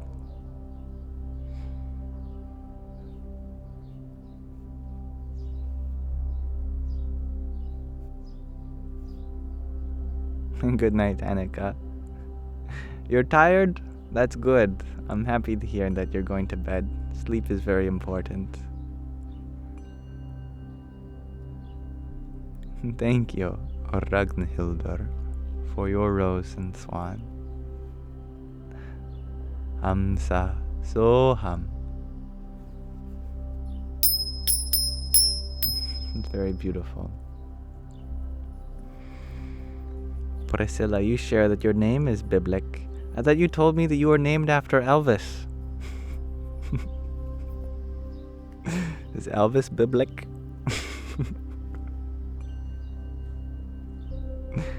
Thank you, John Simon, for your heartmeat.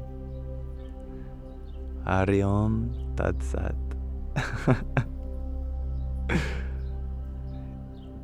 Dr. Jenny, you share there are even more of those in the Gnostic Bible. That's beautiful. I'll have to take a read sometime. Have I ever met the Quakers? Asks user224. No, I have not ever met the Quakers.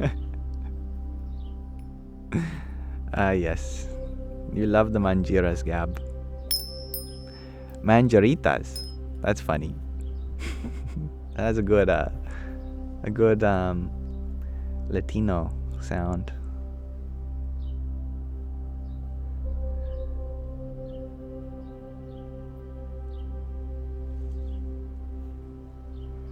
And hey, tonight you share that your name is a Brazilian folklore mermaid. I love that. That's beautiful.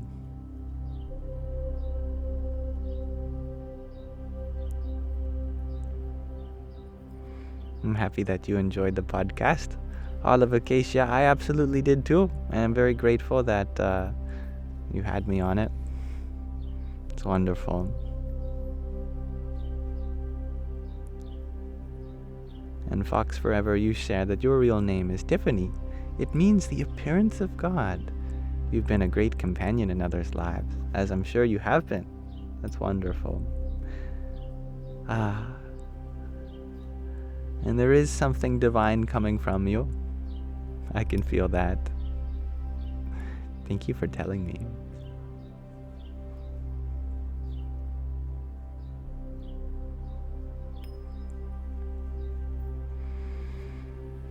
Hello, high vibration, Franco.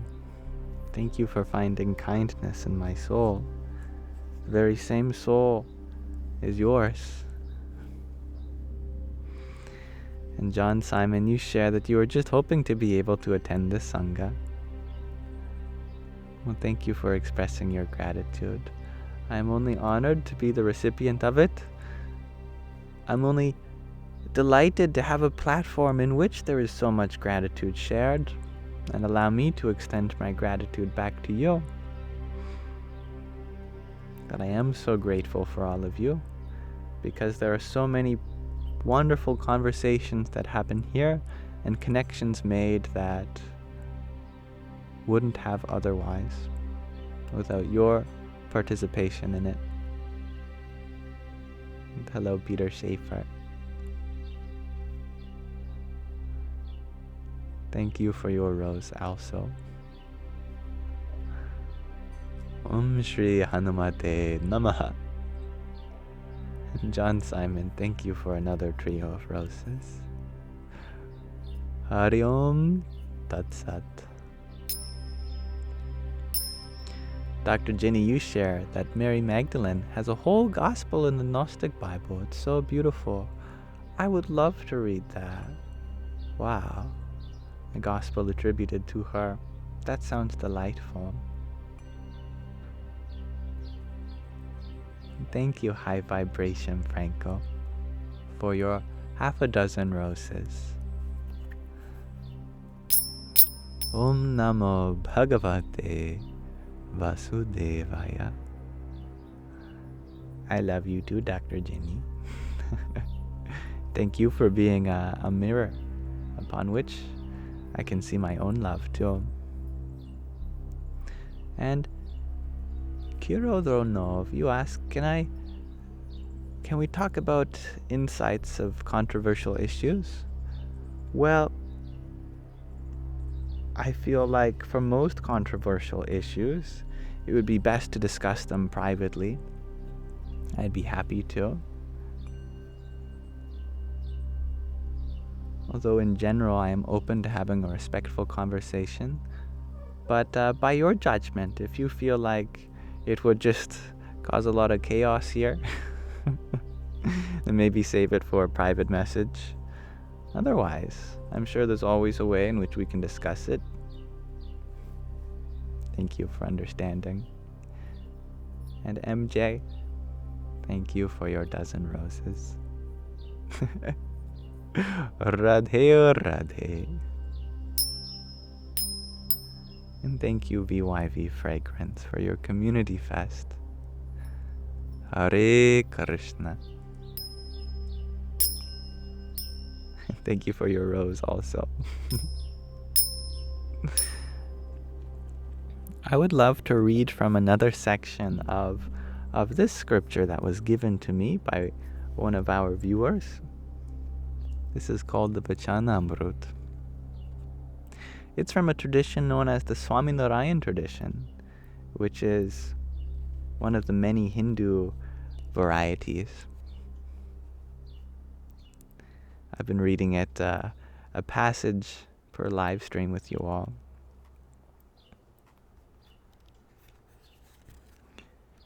Last time we read one that was really long. This one's nice and short.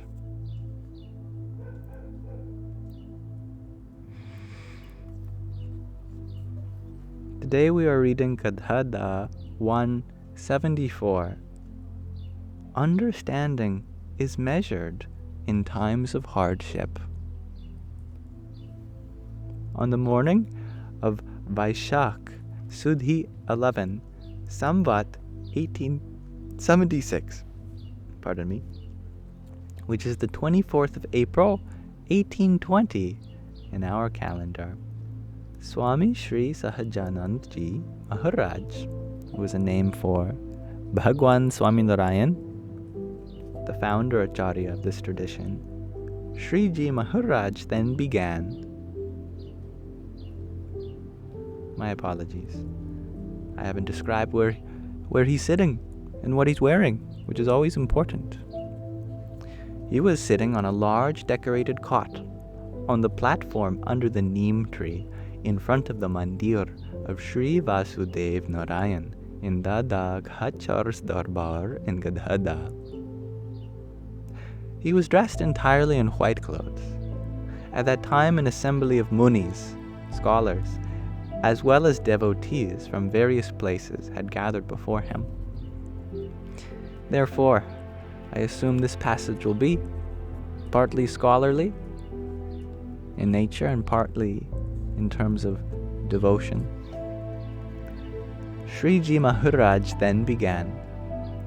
The extent of one's vairagya towards worldly trifles and one's understanding can be measured only when one encounters vishais, experiences of the senses, or in times of some hardship, but not otherwise.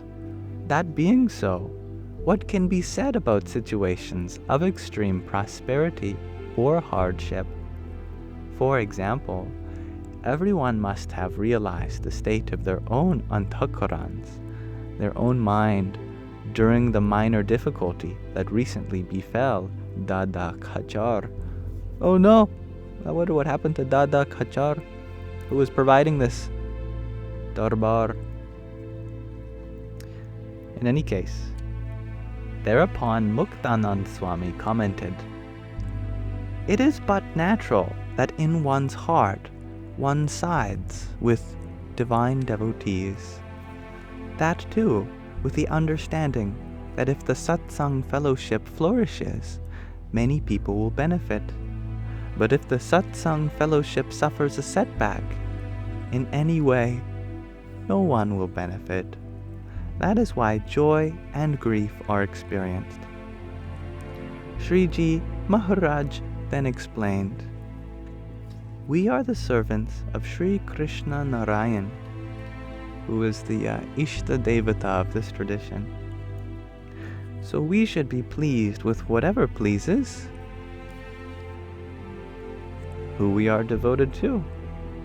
If it is their wish, then satsang will flourish, and if he wishes for it to decrease, then it will decrease. Moreover, if God seats us on an elephant, we should remain happy by sitting on an elephant. And if he seats us on a donkey, then we should remain happy by sitting on a donkey. But we should not harbor the slightest affection for anything except the holy feet of the divine.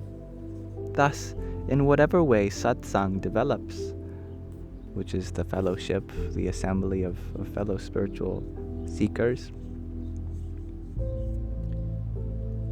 develops according to his wish, we should remain content.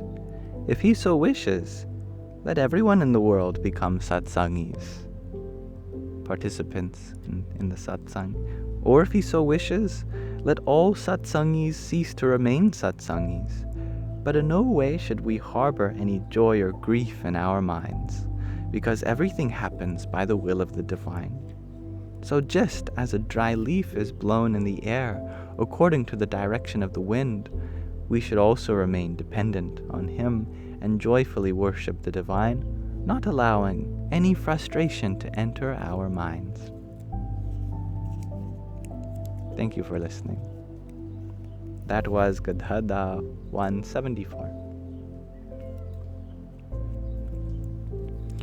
Nice simple one. Oh, my dear shadow. He is standing by the door. Every time I go to show him, he walks away. It's like he gives up. He meows, "I want to come out." And then he gives up. It's heartbreaking, really. I'm going to let him out. And I'll bring him to you so he can say hi, or rather you all can say hi.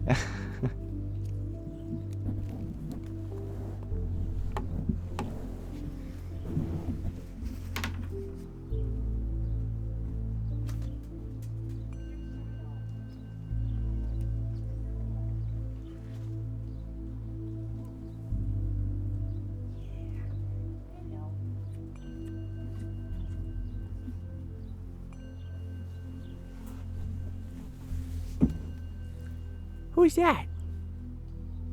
His shadow.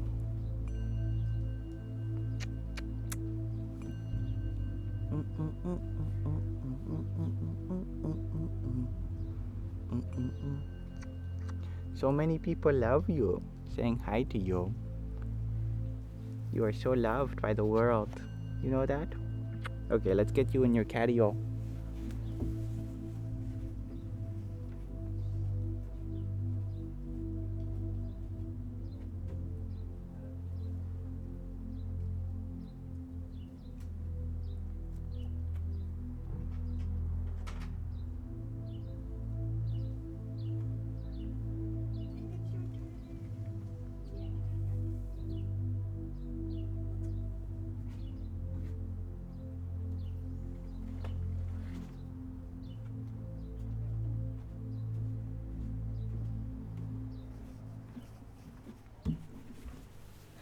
And who's that? It's Sandy, his brother.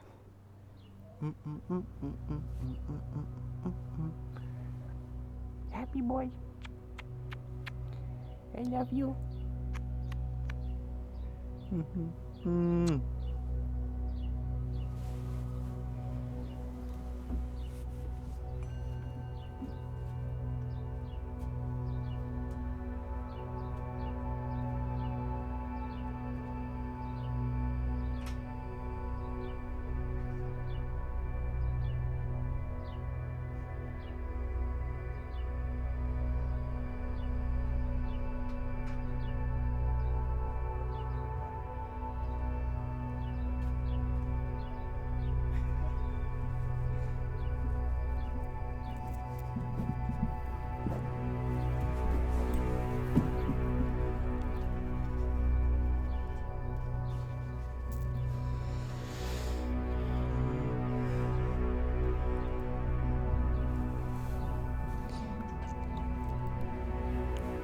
Thank you for your patience. Ah, you've been listening to Muji. What insights or questions have surfaced from his teachings? Mataji, where are you? Who is listening to Muji?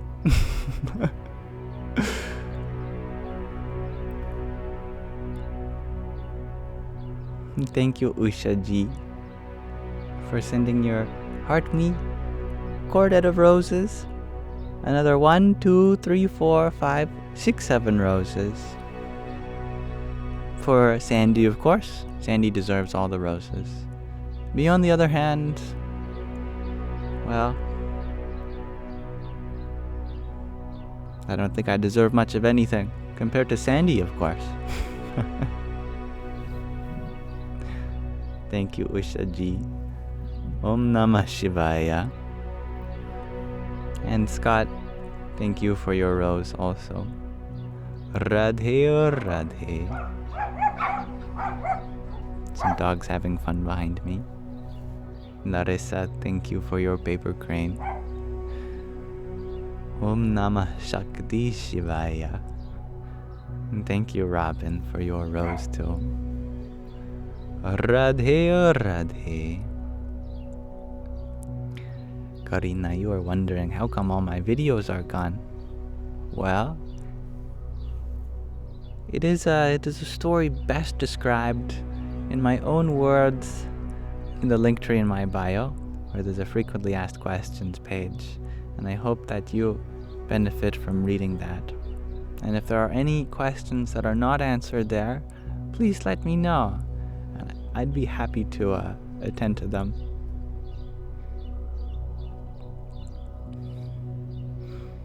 Hannah, you shared that you fear you already miss us. I already miss you too. But at the same time, I know that you are always in my heart.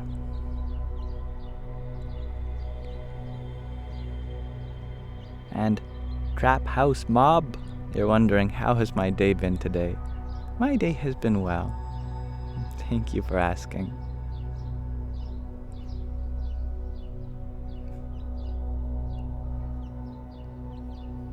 Jonah, you ask, do I live in the mountains with monks? I would love that opportunity if it ever came available to me.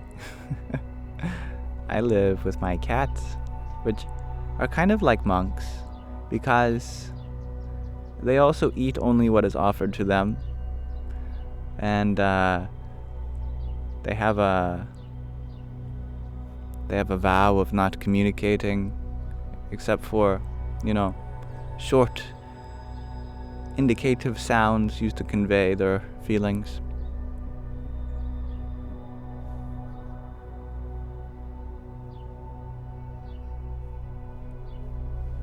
Thank you, John F., for your heartbeat. Hari Om Tat Sat. And Hanika, thank you for your ice cream cone. Radhe Radhe. Now, Patrick, you ask, what are my views of Wu Wei, or going with the flow? Going with the flow is something that will benefit everyone's life immediately.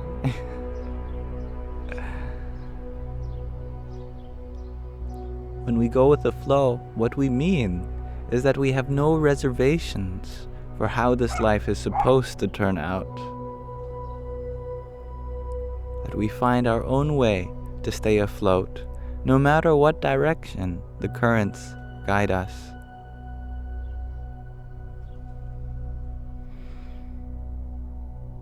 Going with the flow means that we trust in our own ability to be peaceful in favorable or unfavorable situations alike, that we do not feel stuck even when things aren't going the way we expect.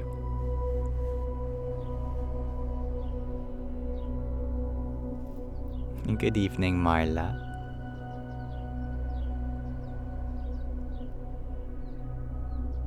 And hello, Ash. I'm doing well. Boss is so funny. Calling someone boss. I never felt so respected until I went up to a cheeseburger, like a little cheeseburger place, and they're like, "What can I make for you, boss?" I'm like, "Wow, I'm the boss." Well, if I'm the boss, I would give you all days off because you're such a wonderful employee.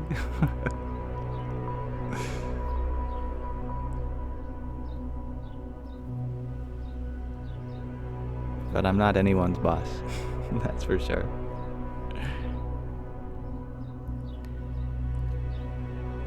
Coke bottle, you ask, do I support the gnomes or knights? Absolutely.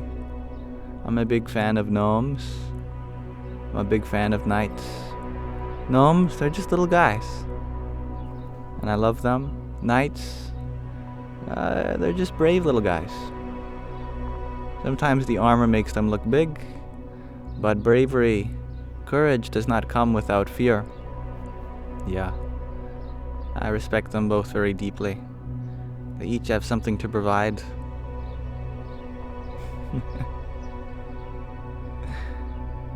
And thank you, dear one, whose name is always something which is beyond my recognition, since it is in a script that I cannot read. Thank you for your finger heart. There's one for you too. Hari Om Tat Sat. And thank you, Marla, for your pair of roses. Hari Om Tat Sat. Chef Lipton, I used to make videos, but I've privated them all. You probably remember me from making math videos, or physics or philosophy videos. Those went very viral.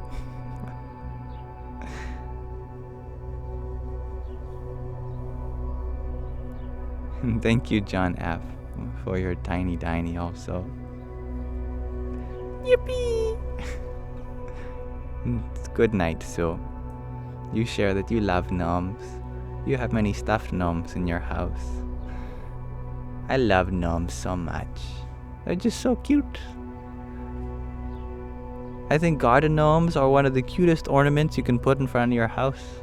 I love seeing them. Makes me happy every time I see a good gnome.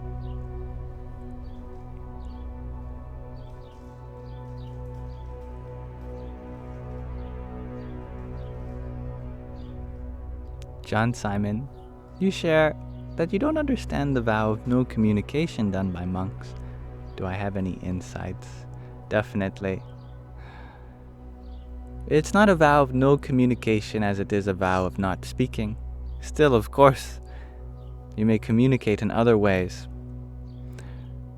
See, the Buddha, for example, he would ask many of his monks to not speak for the first 3 years that they knew each other. Only then could he be sure that they would listen to his words. The more we stop ourselves from speaking, the more we can listen. If we are truly listening, then this means we are silent.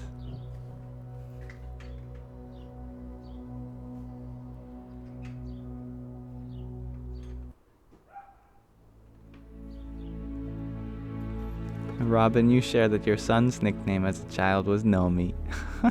I love that. Gnome. You love gnomes too, Priscilla. I'm happy to hear that. I'm glad we can relate.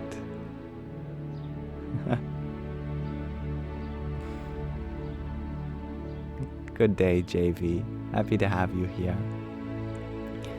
And Snoopy, you're wondering, what time is it for me? It's 8 p.m. And the sun is still in the sky, though it's beyond the bushes. Plus, my backyard is in the shadows still.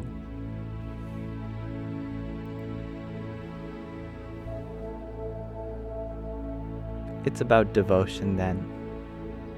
That's a great way of seeing it, John Simon. I agree. When we're really dedicated to listening to someone, then we shut up ourselves. But this can be done in smaller ways, like whenever we're listening to someone we love, we just listen absolutely intently.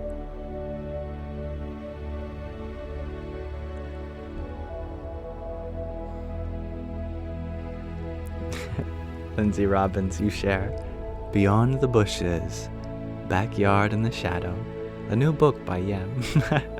You're funny. I love that you have that ability to look for good titles. I think one of my favorite, jokes that we do in our society is whenever we hear something sound like it would make a great band name, we pointed out, that would make a great band name.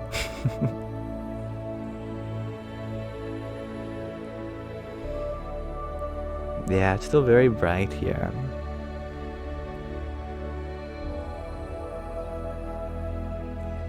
I really love how long the sun is up here during this time of the year.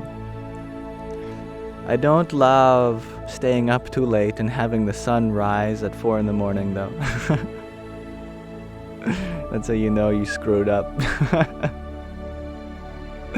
Are there still cherries in the tree? Yeah, I think there are.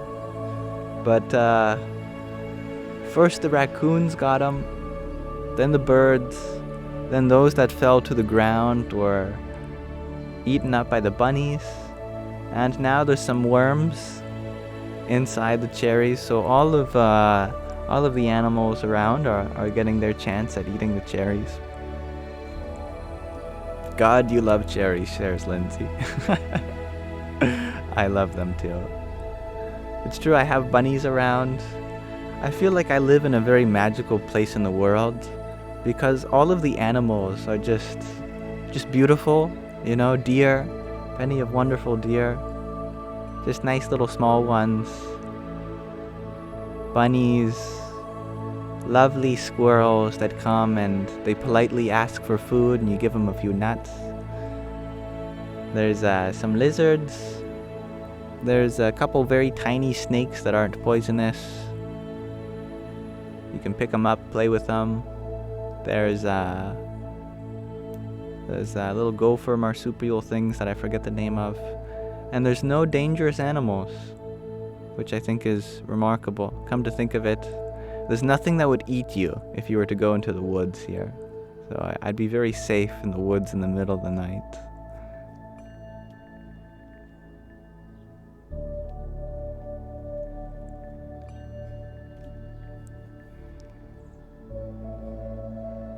Thank you, Kriskon Engi,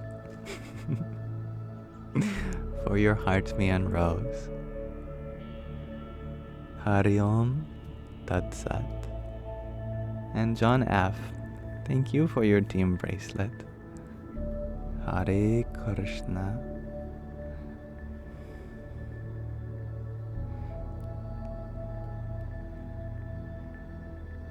Lindsay, you share that you have cows and goats and all the critters, rattlesnakes, tarantulas, bunnies, and all the bugs too. That's fun.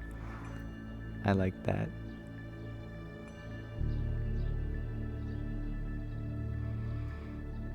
Denise, you share that you have to always watch for bears in the backyard.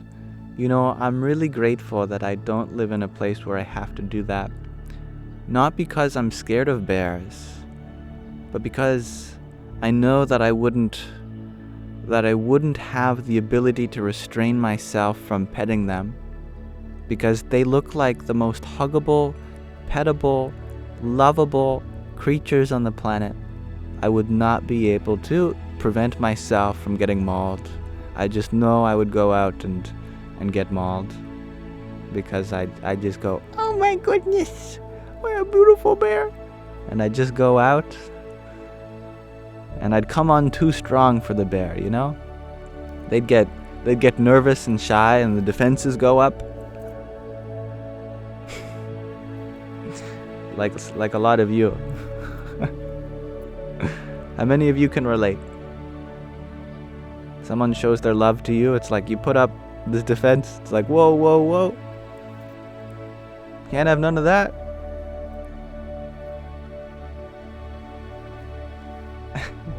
Thank you, Marla, for your pair of ice cream cones. And your Rosa.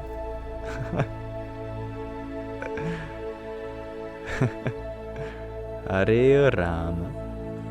Thank you, John Simon, for the reminder.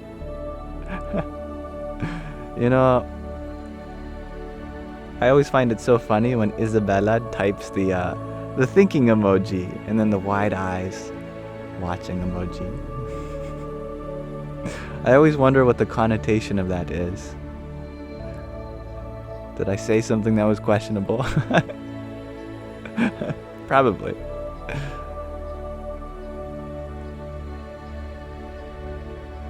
Scott, you share that you have mountain lions, occasionally bears, and rattlesnakes, mostly in the canyon lands. Wow. Yeah, I would die so quick because I like walking bare feet in the middle of nowhere without any sense of direction, no safety equipment. I like to get lost in the woods, and I'd become food for some animal very quickly. I think it's very clear why the universe has put me here. I'm grateful for that. Thank you, VYV Fragrance, for your rose too. Hari Om Tat Sat.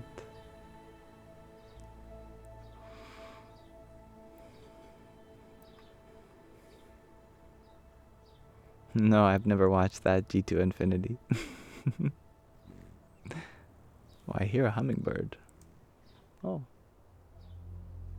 I felt its wings. I don't know if you saw that. It was just hovering behind me here.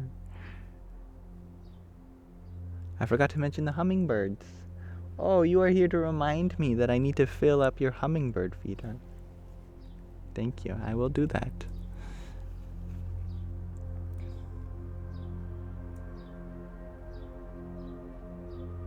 So cute.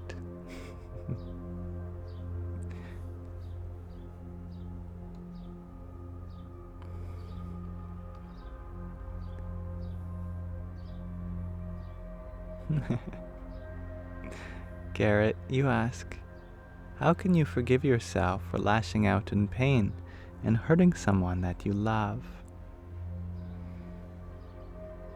Well,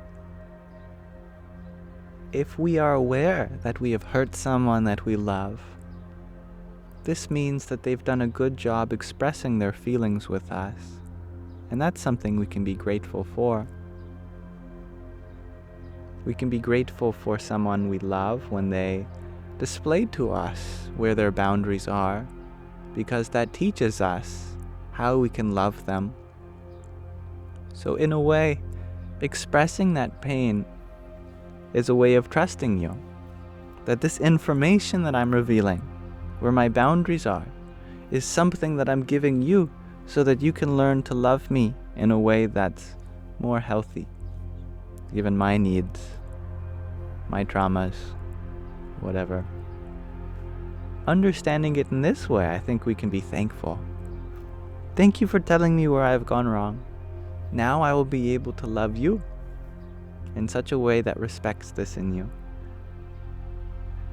And showing that You're here to grow from your mistakes. It is one of the best things you can do for someone you love, and one of the most endearing things when they notice that you are making a difference after they express their needs, that you are remembering in what way that they have expressed they want to be cared for. That's wonderful.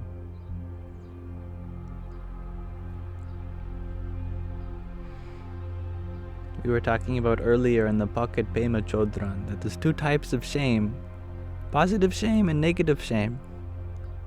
Negative shame, throw it away. No use feeling guilty. But positive shame, feeling like you're able to take accountability and be responsible for your actions and learn from them. That's a beautiful thing.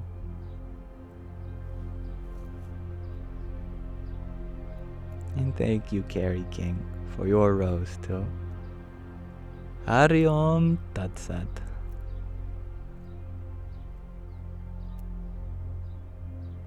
Thank you for finding beauty in me. Kurapika Gorta. I love you too. Fox Forever, you share that your voice became stronger when you hear your friend sing live, almost like singing bring you to harmonize. That's beautiful.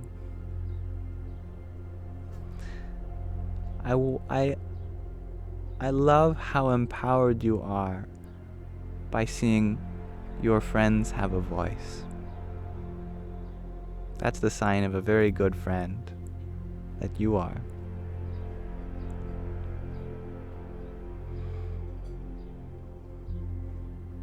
And Lindsay, you ask, does it feel strange telling strangers you love them?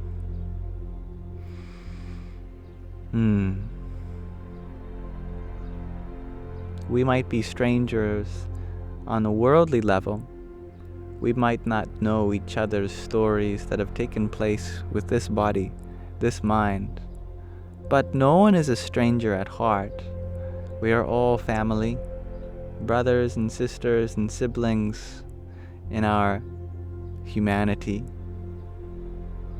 Is it sincere that I have love even for those whom I have yet to formally introduce themselves to? Absolutely. Is it weird? Absolutely as well. But I love dissolving boundaries in this way.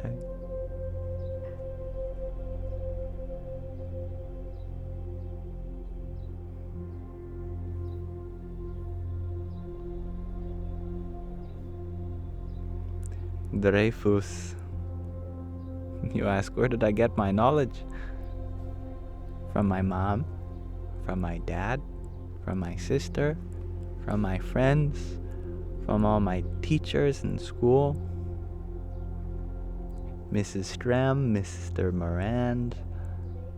I forget my grade 3 teacher's name, but she wasn't very nice. Mr. Vickers, Mrs. McCrae, Mrs. Johnson, Mrs. McNee. I forget my grade 7 teacher's name, but she wasn't that nice either. Mrs. Timmermans. And I had many other teachers in high school. It'd take me a while to name, but I learned so much from them, from my university teachers, from people like you, from my cats, from people on YouTube, other people on the internet. Yeah, I think knowledge comes from so many places, and I don't know if I could attribute it to any source in particular.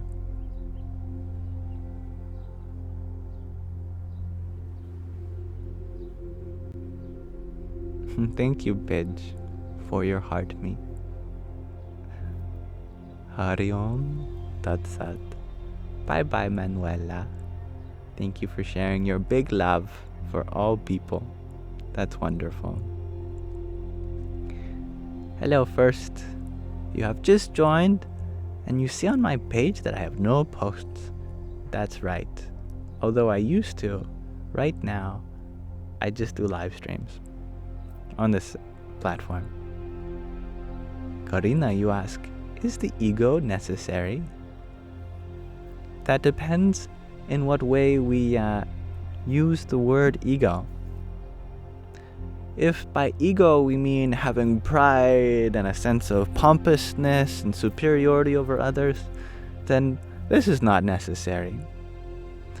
But though we tend to use the word ego in this way,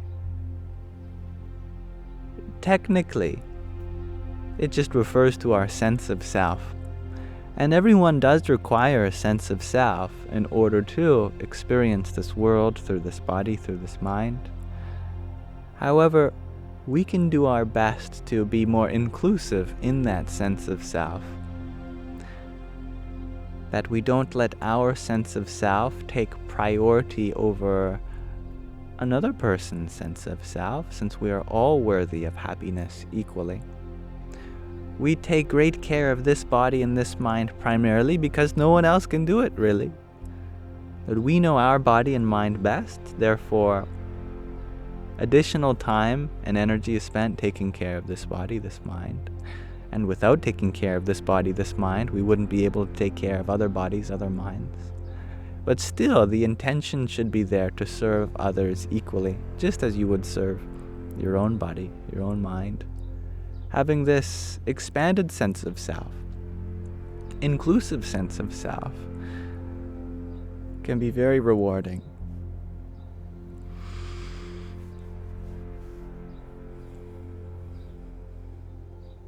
I love that honey badger. When you're a soul, you're not afraid of the dark, because you know you are the light. That's so sweet. Hello, Eloise. Hello, Harrison. You've been a fan for a long time, and what advice do I have for someone who wants to learn more? Well, what would you like to learn more about? If we want to learn more about our health, we go to a doctor. Our mind, we go to a psychologist. Our world, well, there's many different aspects of the world. The world's physical structure, we go to a geologist. Its weather patterns, we go to a meteorologist. Our physical universe, we go to a physicist. Whenever we want to learn more about something, we can either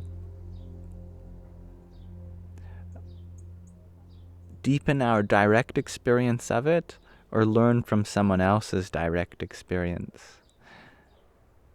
And when it comes to learning more about oneself, and by self I mean in the most profound sense, I mean in the essence of who you are, then we go to a self-realized master. I think people have a hard time sometimes with this term self-realized. It means they did everything by themselves. They realized everything they needed by themselves. No. Self-realized means they've realized who they are, what the self is. And that's the importance of a spiritual teacher. Because remember, spirit just means your true self, whatever it is. And so spirituality is just the journey of coming to understand what the spirit is, how to find it, how to work with it instead of against it. So a spiritual teacher can tell you about yourself because their self is yourself and your self is their self. Not because it's some fancy wordplay, but genuinely, whatever experiences life through this body, also experiences life equally through your body, and so on. Though we may be separate at the level of mind and body, on the level of the world, we are not separate on the level of consciousness.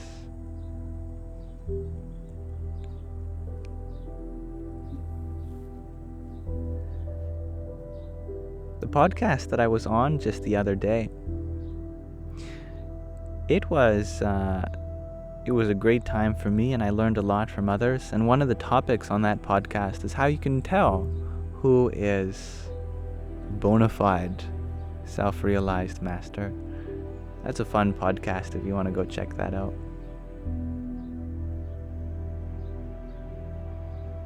In G to Infinity, you ask, when I become a guru officially? Well, I don't know if I'll ever be an official guru. It's not like there's some officiator giving guru badges to everyone. Can you ask for my guidance? Well, you don't even have to be a guru to be asked guidance. I just can't guarantee that it'll help. I'm always happy to relate in my own experience.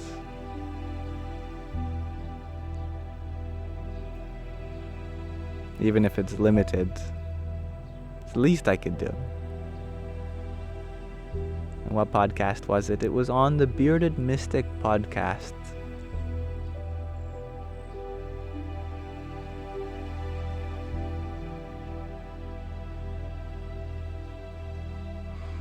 Eloise, you're asking, do I have any advice for good sleep? Is there any spiritual advice? Well, I'd be a hypocrite in many ways since I'm not sleeping at the right times. I'm sleeping quite well though, I will tell you that. So maybe I can speak from that point. That when I sleep, I sleep. I think I went in bed last night at around 11 or 12 at night, and I got out of bed around 3 p.m. today, so I was in bed for like 15 hours. I slept. But the times at which I sleep, this is something I'm working on. Spiritually, sleep means that you're going out of your physical body and into your subtle body and eventually into your causal body. This is called the three-body doctrine.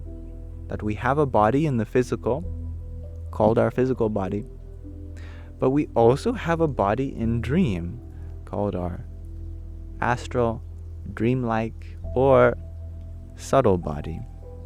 And when we're not dreaming, we have another body, called our causal body as well. It helps to note that what we refer to as sleep, or deep sleep, that's something which is not as close to the waking state as it is the dreaming state. The dreaming state is in between the waking and deep sleep state. So if your intention is to knock yourself out and get into deep sleep from the waking state, it's very rare that that actually occurs unless you're really exhausted that you just skip the dream state, or with certain medication you go right there. But for most people, it's probably more helpful to imagine yourself softening into the dream state before you go into the deep sleep state. What this means is that you don't worry so much about shutting off your brain, your mind, as it is cultivating a dreamlike mind where it just flows kind of freely, that you let your visualization take precedent, and you follow your chain of thoughts just like you would in a dream where you're just going from one scene to another. You dissolve into that flow of imagination. And I think this is very helpful when it comes to falling asleep.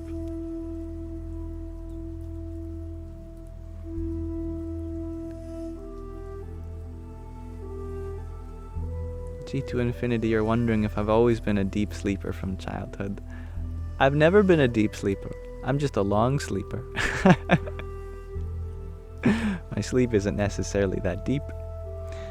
In fact, I have a pretty good awareness of what's happening to me outside my body. Like if anyone opens the door, I'm back to the waking. I'll wake up before anyone approaches me. I just like to sleep a lot. In fact, if I slept deeper, I'd probably sleep for shorter durations. It's like the area under the curve. If it's a really deep sleep, then the area is such, but you can stretch that out to get the same amount of sleep, you could say, but over longer periods of time. Michelle, you're wondering, what do I think about to fall asleep? I do my mantra with each breath. Hare Rama, Rama Rama, Hare Hare, Hare Krishna, Krishna Krishna, Hare Hare. I imagine myself dissolving myself. And I also sometimes I like to just imagine myself as an arrow. I've talked about this before.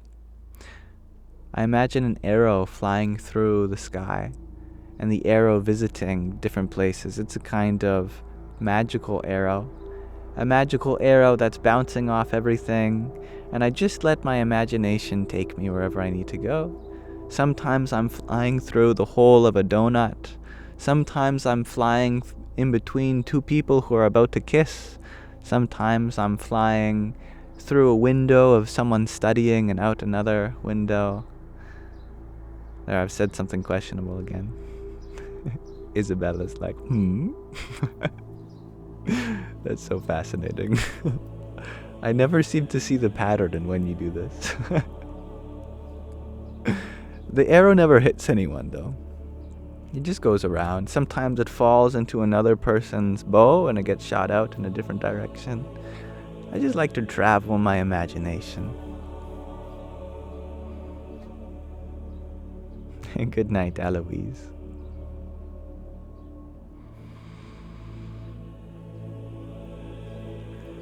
Ritlurg. R-I-T-L-R-G. You sure that's you?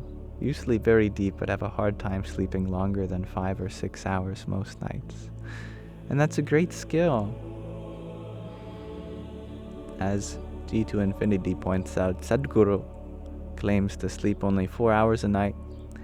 And he said he used to sleep for even less than that. But now that he's gotten older, his body is needing a little bit more rest. But I remember Sadhguru saying things like, in the morning he allows the energy to flow for 15 minutes freely throughout the whole body. And that if you're in a relaxed state the whole day, then it's as if you are resting all of the time.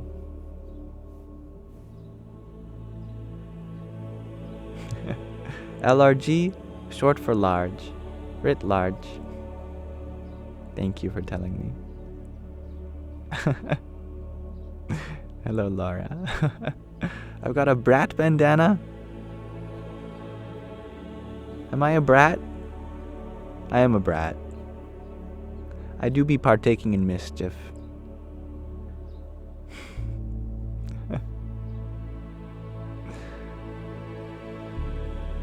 Dr. Jenny, you do this too. You travel to all those you love and bless them with sparkles like a fairy godmother. That deserves a round of applause. I love that so much. Like a fairy godmother, just sparkles, sparkles. I love you.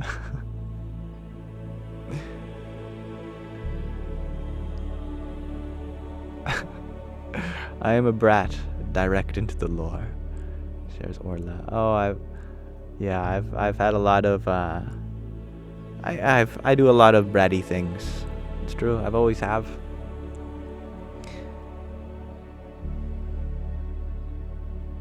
You know, one time I put polysporin.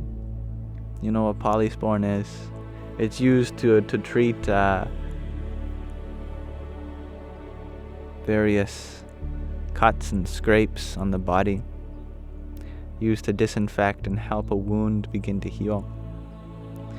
I put polysporin in my father's toothpaste once, that I squeezed out a little bit of the toothpaste and put in polysporin. So he brushed his teeth with polysporin. He said that his whole mouth went numb, and he was very concerned.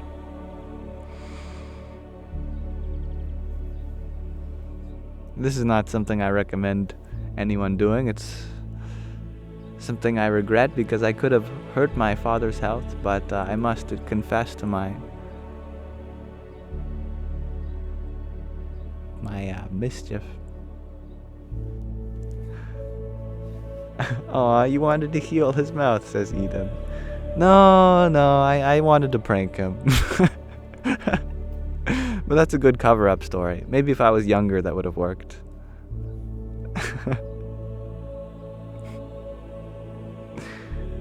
Somebody must have watched Matilda one too many times, shares Patrick. Oh, maybe I should watch Matilda. I could get some more mischievous ideas.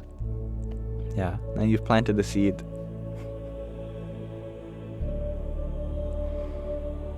Crossfires, you share that your brothers put dish soap in your cereal breakfast one morning. Oh my goodness. Yeah, that sounds like a brother though.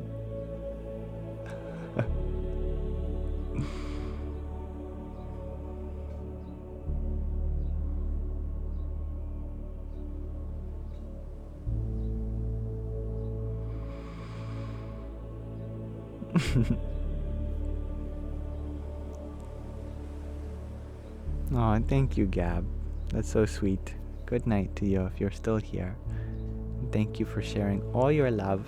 I hope to spread it equally, like butter on toast, to all of you.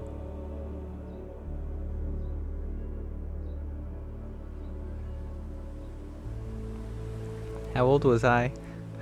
Oh, the Polysporin toothpaste incident.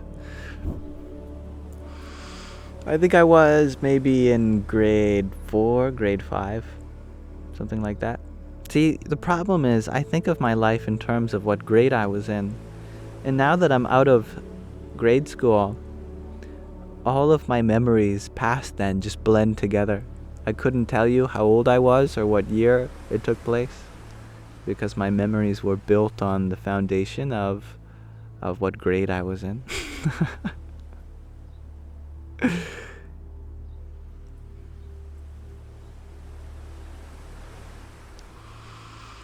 And user 224, you share that sometimes you're happy to be an only child. Very understandable. And Vicky Lynn, you're wondering, how did my trip to India come about? Well, originally I was invited by a Buddhist monk, and I hadn't heard anything about that trip from him in a while. But I considered it an invitation on behalf of India in general, and so that got me thinking about going to India, actually, getting my passport and finally leaving my country so that I could experience, what it's like to be away from home. So that's how it came about.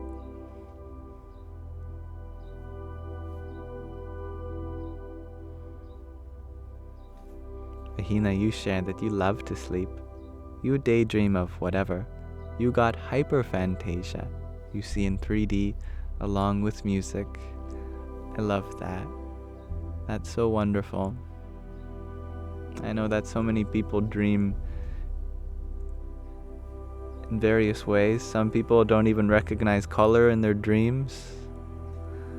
But I imagine that your dreams involve all of the senses. And I think that's wonderful.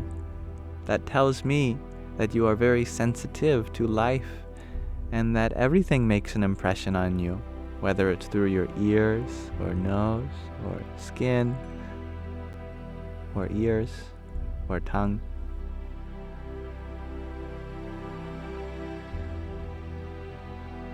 And Denise, you're wondering, did I miss home while on my adventure to India? Well, I'm sure that I will, considering that it's something that's in the future. I have yet to go on it yet.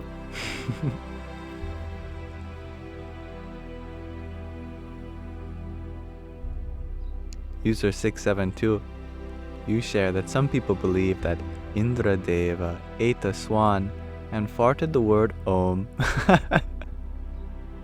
That's so funny. I've never heard of that. Indra is the lord of the senses. The word for a sense, like sight, sound, taste, etc. in Sanskrit is Indriya. He is the lord of the senses. And a swan is a Hamsa in Sanskrit. But the sentence Hamsa means I am, or so I am, that I am. As such, it's often used as a mantra, one that we've done before here on this live stream. But it's been used to describe a sense of being free from the ocean of Maya, since a swan can both swim in the water, float on it, and fly above it. So a Hansa is a synonym for a liberated being. So let's see. Going with this symbolism, we just have to unpack the symbolism of farting, and then we can bring it all together. Om is the sound of creation, preservation, destruction, and the impersonal reality. What is the symbolism of farting? I suppose it's something that releases from our body after consuming something. That builds up, and then it gets released. Okay, we'll put all the pieces together now. So the Lord of the Senses consumed a symbol of enlightenment, and after the nutrients digested of that built up, there was a release of the sound of creation, preservation, and destruction. Om.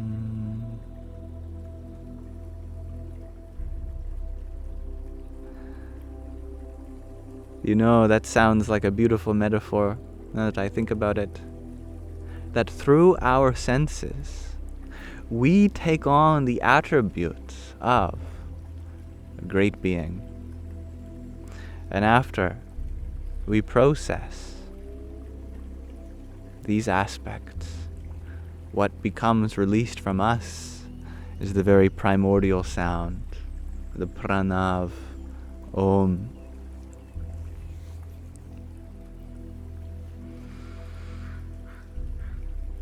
Thank you, Breaths and Pieces. I love your name. Thank you for your heart me just a minute ago. Om Dum Durgaye Namaha.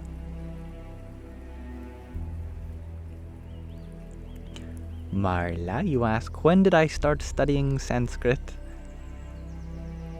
I suppose within the last 5 years or so. But everyone has already begun, because Sanskrit is a universal language in some sense. In some sense. That was a Freudian slip because I was reading the last word of Dylan's question. Oh, who lives in a pineapple under the sea?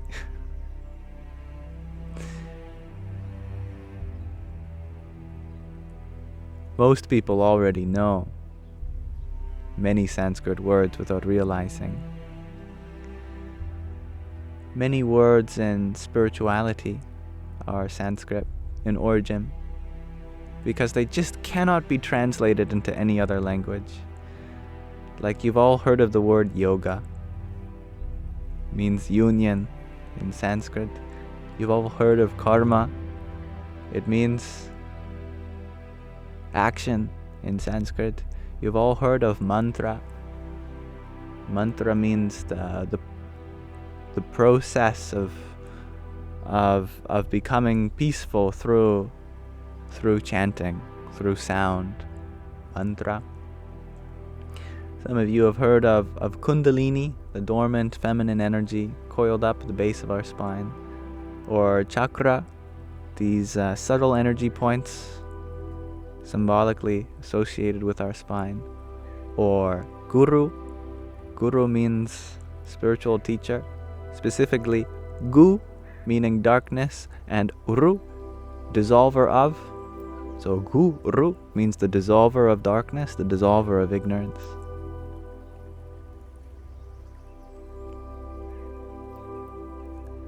That's a great question, user 627. Doesn't yoga mean practice? Yoga means union.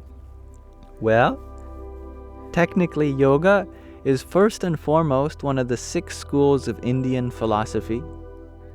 Sankhya being another famous one, and Vedanta as well. But yoga, broken down into its Sanskrit, has 3 components.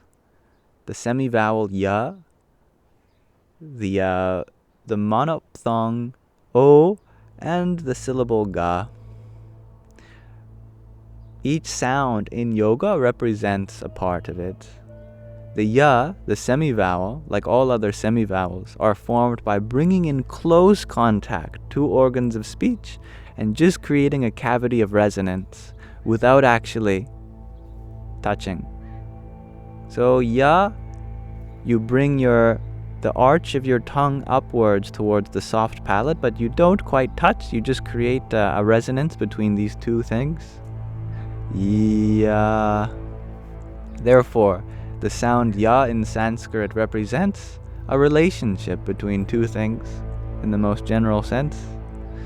Semivowels in general mean this, but ya especially, because it's the deepest semivowel, one that has the biggest surface area.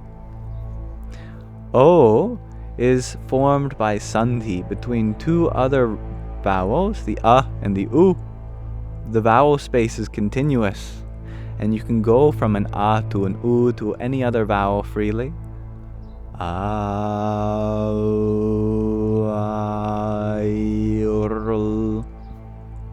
You'll notice that O is halfway in between a and u.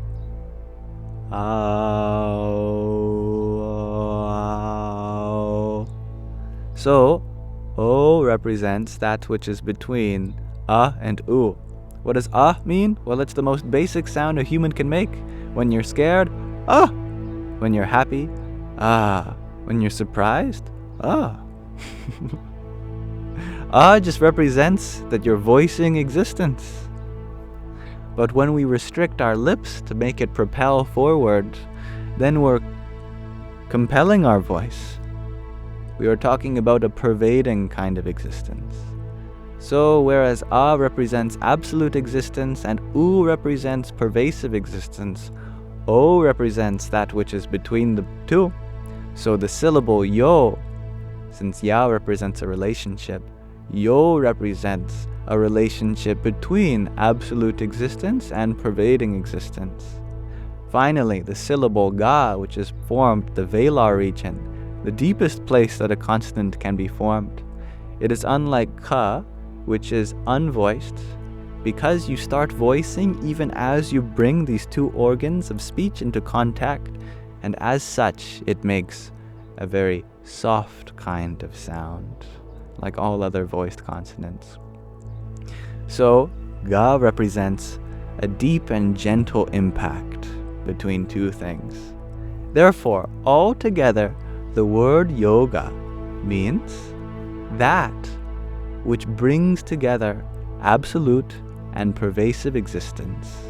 This is the original definition of yoga from more than 5,000 years ago. That is why it is sometimes translated into English as union, because union is the closest word we have to conceptualize this idea of gently bringing together absolute and pervasive existence. But yoga in the Western world has been associated with asana yoga, which is the most common form of yoga here in the West, because we're fascinated with our bodies here. We love everything to do with our body, and because yoga is a very practical philosophy of India, it also incorporates various aspects of the body into its philosophy. That's called Hatha Yoga, the yoga of the body. Asana being the most common form of that. This Sanskrit language is unique in that you can gain the meaning, the knowledge of the meaning, simply from breaking down the sounds. No other language has this capacity.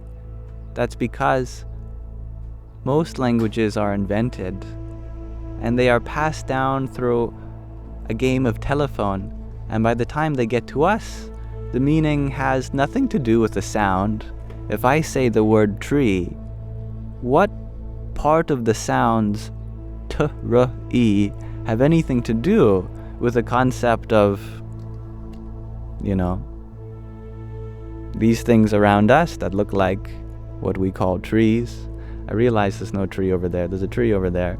the cherry tree, pear tree, in fact. But Sanskrit actually sets up a phonetic metaphor along with each word, simply by meditating on the relationship between different organs of speech can tell you everything you need to know about the word, and as such, it is humanity's oldest and most mystical language.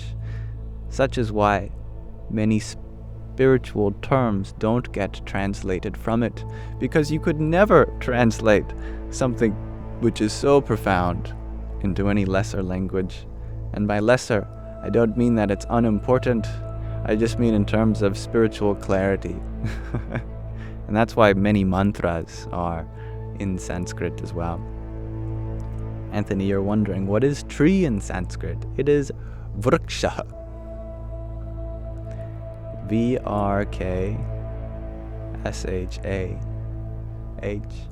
You'd transliterate it. Vriksha.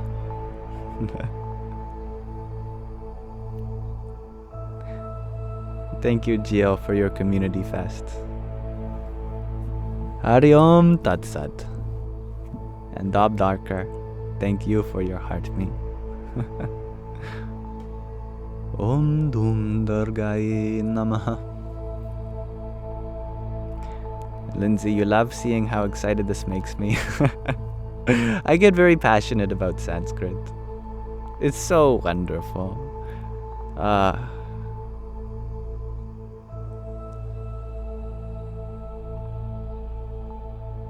Lindsay, you share that you just realized you haven't heard me say Radhe Radhe once tonight. Oh, I've said it many times throughout, but maybe not while you were here. But I'll say it one more time for you.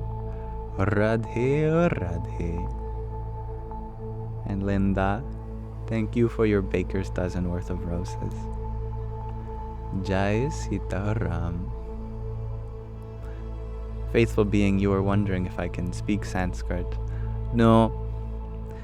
I've spent a long time studying Sanskrit, but Sanskrit is such a vast language that I've spent years just studying the sounds themselves. And now I'm beginning to understand how those sounds can be put together to form words. But I have yet to learn fully how these words can come together to form sentences. That is why I can speak a lot about the sounds and a little bit about various words. But sentences? I'm not quite there yet.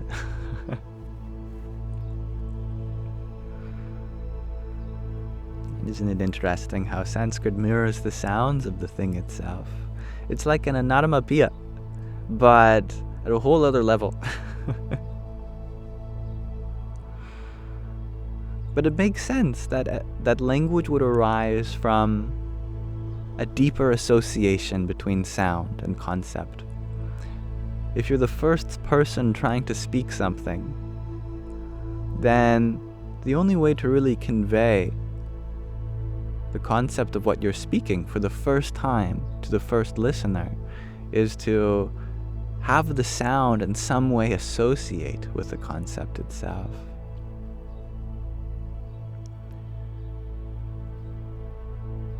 Now, Magdalene, do you ask?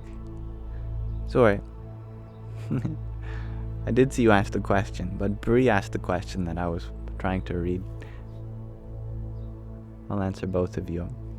Can I talk a bit about loneliness and how I cope with it? Well, I've never really felt alone, even though I've never really had that many close friends in my life. When I was a young child, all I would do is play in the backyard by myself or play video games. When I got to grade 1, my mother wanted only one goal for me that year, and that was just to have one friend. That was all she wanted for me in grade 1, was to have a friend.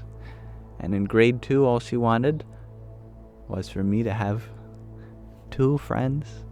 And then in grade 3 and beyond, she just wanted me to have many friends. That's all she wanted for me in those early years of school. That I learned how to be kind and connect with others. But even to this day, I don't have many close friends. I think this is because many of the friends that I did have, I grow at such a fast pace that most people don't even recognize me after a few months. I'm sure many of you who have been watching me for a few months, you've seen that I've been drastically changing over these months. And this is the nature of my whole life, that I'm a very different person on the outside within a matter of months, since I'm always growing, always learning. As such, many friends that I make in one way, I've often outgrown, because we connected over video games, but now I don't play video games. We connected because I used to experiment with this kind of drug. Now I don't do any drugs. We connected because we used to go out partying. Now I don't party, you know? And friendships are built on something that's in the moment. Sometimes the moment changes in such a way that the friendship cannot accommodate that. But over life, we slowly acquire friendships that are there not just for what's on the surface, but for something deeper, that which does not change. But the spiritual path is very lonely in many ways, because it empowers you to look within. We may rely on each other for support, but our spiritual journey is something that we do privately, within our own mind, you know? Meditation is entirely a process that takes place within you. And that's kind of the signature trademark of the spiritual path. But that's not to say friends don't have a purpose on the spiritual path. Instead, we associate as fellow spiritual seekers. I apologize for the siren. I know that for some people the siren can be a reminder of something scary. I just want to make a note that scary things will happen even if there aren't sirens there. But a siren means that someone is getting help. That's all it means. Because someone could not be getting help, going through something difficult, and the siren would not go on. But a siren means that someone is getting help.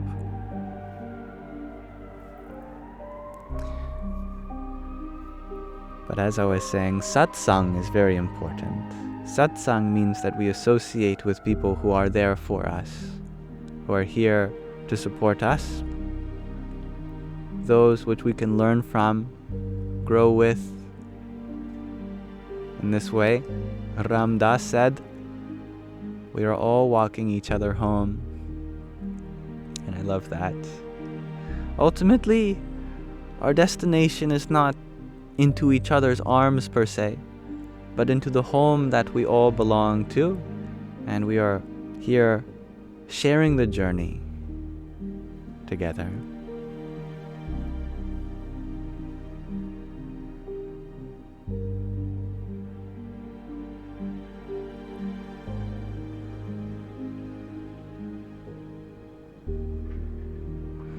Now, I said that I'd read Magdalene's question as well. Would I kindly mind teaching you a word in Sanskrit? Sure. How about prema? Prema. Prema is how you'd transliterate it. Prema means divine love. And you can add to that the word ananda. Ananda. Ananda. Ananda. That means bliss. Anand means bliss. Prema means love. Premananda means love bliss. Means the bliss of love. It's something that you get through the path of bhakti yoga, through the path of loving devotion.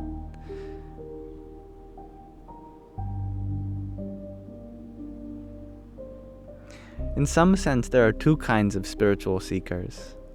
The ones that are in search for Brahmananda. Brahma means the ultimate. Brahmananda means the ultimate bliss. And then there are those who are in search of Premananda, divine love, bliss. Both are infinite in nature. Both are a Satchit Ananda, an ever fresh and unending kind of bliss. But it is said that Premananda, divine love bliss, is even sweeter. It's just a different flavor of infinity.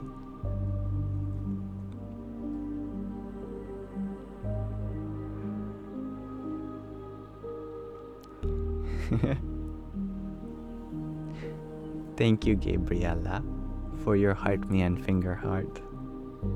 There's one for you too. Om Krim Kalikaye Namaha. Hello, spaghetti on a plate. I am still here. Thank you, Brie, for your tiny. Yippee!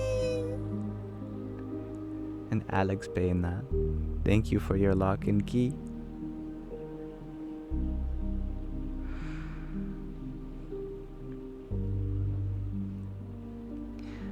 I love that the lock is associated with love. Some people imagine putting a lock around their love so that no one else can take it. But to me, love is all about unlocking. Love is the key to unlock the shackles around the heart. And thank you, Amanda. Your name is very close to Ananda. Amanda Ananda. That means the bliss of Amanda. Thank you for your community fest. Hari Om Tat Sat. And spaghetti on a plate. Thank you for your paper crane. Hare Krishna. Katie, you ask, where do we begin with meditation?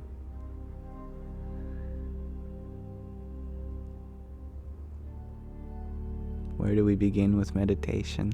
We begin by understanding that meditation is a state of mind. And you can be in that state of mind whether you're sitting still or going for a walk or listening to others or singing or sleeping. What meditation really means, dhyana in Sanskrit, is that you are totally absorbed in whatever you are doing, be it talking to your mom on the phone, playing a video game, or contemplating on the divine. Dhyana means that there is no separation between you and what's occurring to you. You live through the present moment. You can be meditative in everything you do. Lebane Hom, you ask, how many languages do I speak? Really, 0.7.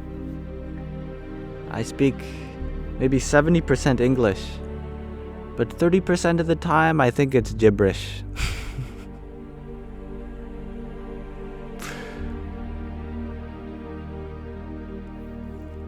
Although I'm pretty fluent in gibberish.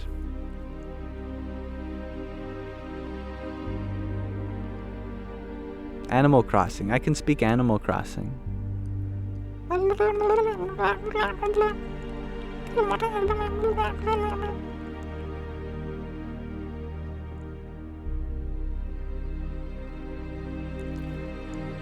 Faithful being, you ask, do I think AI is the ultimate yogi?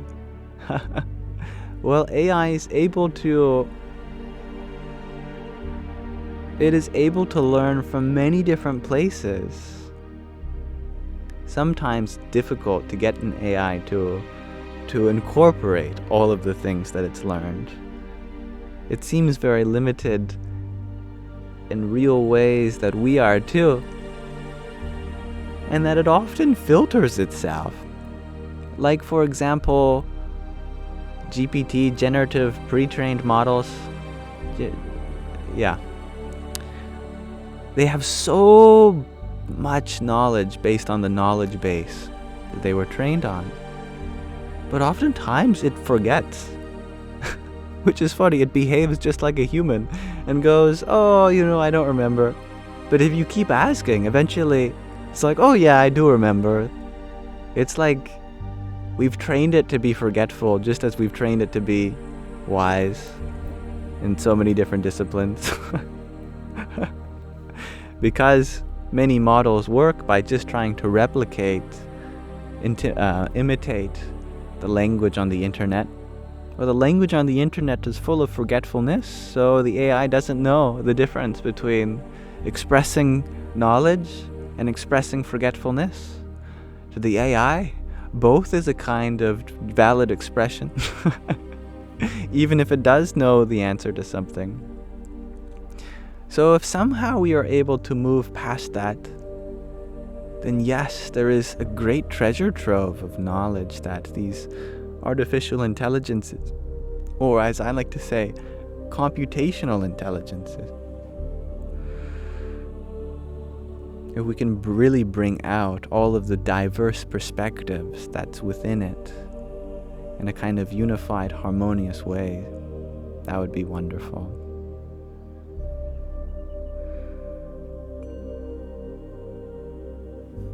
Thank you, Alex, for your trio of whipped coffees, a hanging lights, and an applause.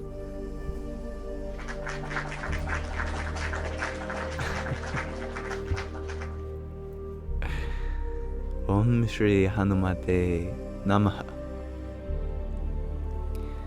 Linda, you ask, can you actually meditate all day? And will that help on your regular day activities?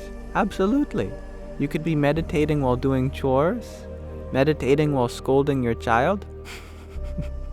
You can, well, any kind of unkindness takes you away from the present moment. But if it's out of love, sometimes you do have to do this. You can be meditating while you're driving to work.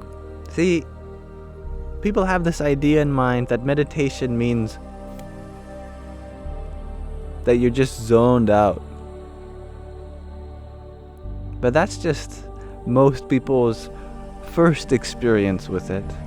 That what they look at when they see someone sitting down cross-legged, they say, that's meditation. Meditation means that I'm not here.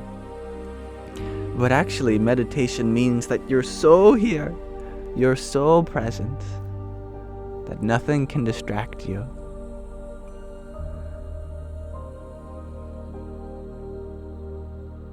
The reason people close their eyes and stuff during meditation is just to give them more concentration on all of the clutter in their mind that they're working through. And we have to close our eyes, concentrate, working through all this gunk, and then finally we can open our eyes and we can be meditative with the world.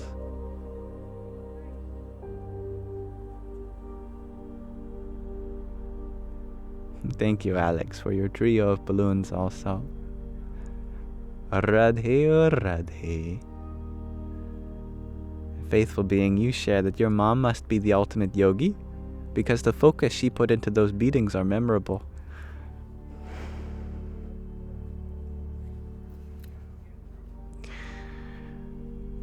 I don't know if I'm qualified to laugh on your behalf, but I appreciate that you find this funny.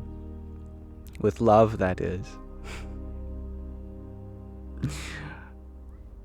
I'm not going to laugh at anyone getting beat up, but if you can laugh yourself, that's a beautiful way to understand that you are beyond it and grow from it.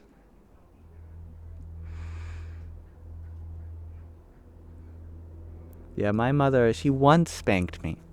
I remember because I peed all the way down the staircase. This I can laugh about. I couldn't quite make it up the stairs to the bathroom, and so I peed all down my leg and down the staircase. This was only a few years ago. I'm just kidding. This is when I was 4 or something, really young. And she spanked me for that. But I guess I must have cried in such a way that she never did it again. She said it broke her heart too much to do that.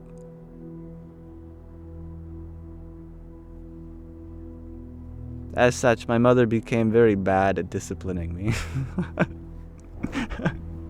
And I'm still learning how to be disciplined. But I respect that. And Alex, thank you for another quintet of pumpkin spice lattes. Hare Om Tat Sat. Now, Snow Tigers, you ask, how did Eastern philosophy find you? It's a good question, and I like the way that you put it.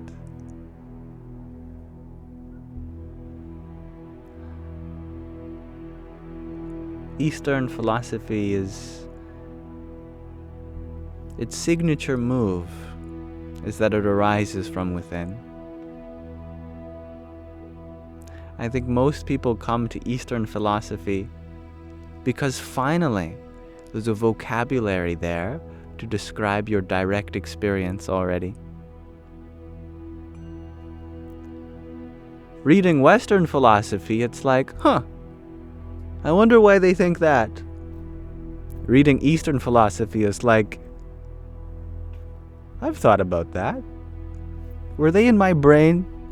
How did they get this thought out of my brain and put it somewhere in scripture thousands of years ago? What are these time-traveling mind readers doing?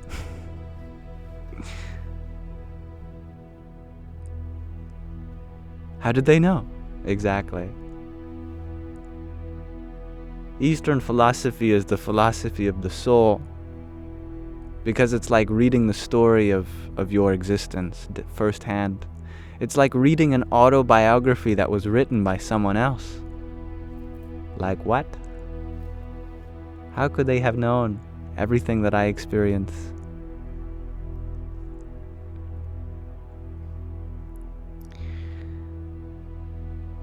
It found me after I was studying mathematics, when I was studying, for example, set theory.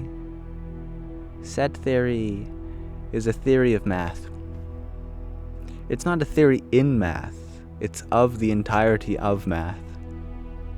It's the foundation of math. Set theory posits that everything in the mathematical universe, equations, relationships, shapes, space itself, can be described in terms of sets. That everything is purely made up of this abstract container we call a set. And a set either contains other sets or it don't. You open up any set, there's just another set. It's just a relationship of containment. Everything can be described in terms of containing something else or not containing something else.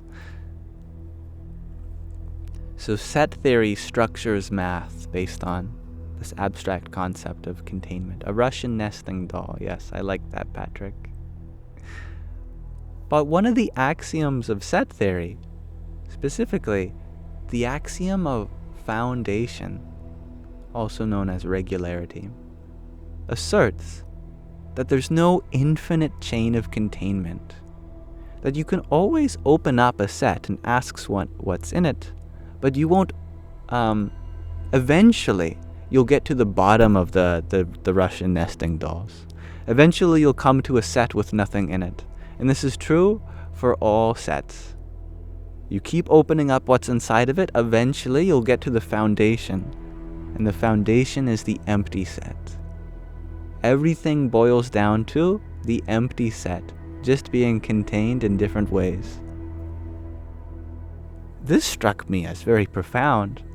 An empty set is really nothing. An empty set is just awareness. Awareness without another. Awareness by itself. This started my spiritual journey because that's the ultimate conclusion of many spiritual traditions. For example, in the Ashtavakra Gita, the sage Ashtavakra says, "You are not earth, water, fire, or air, nor are you even empty space. You are the awareness alone, the witness of these, the container of these."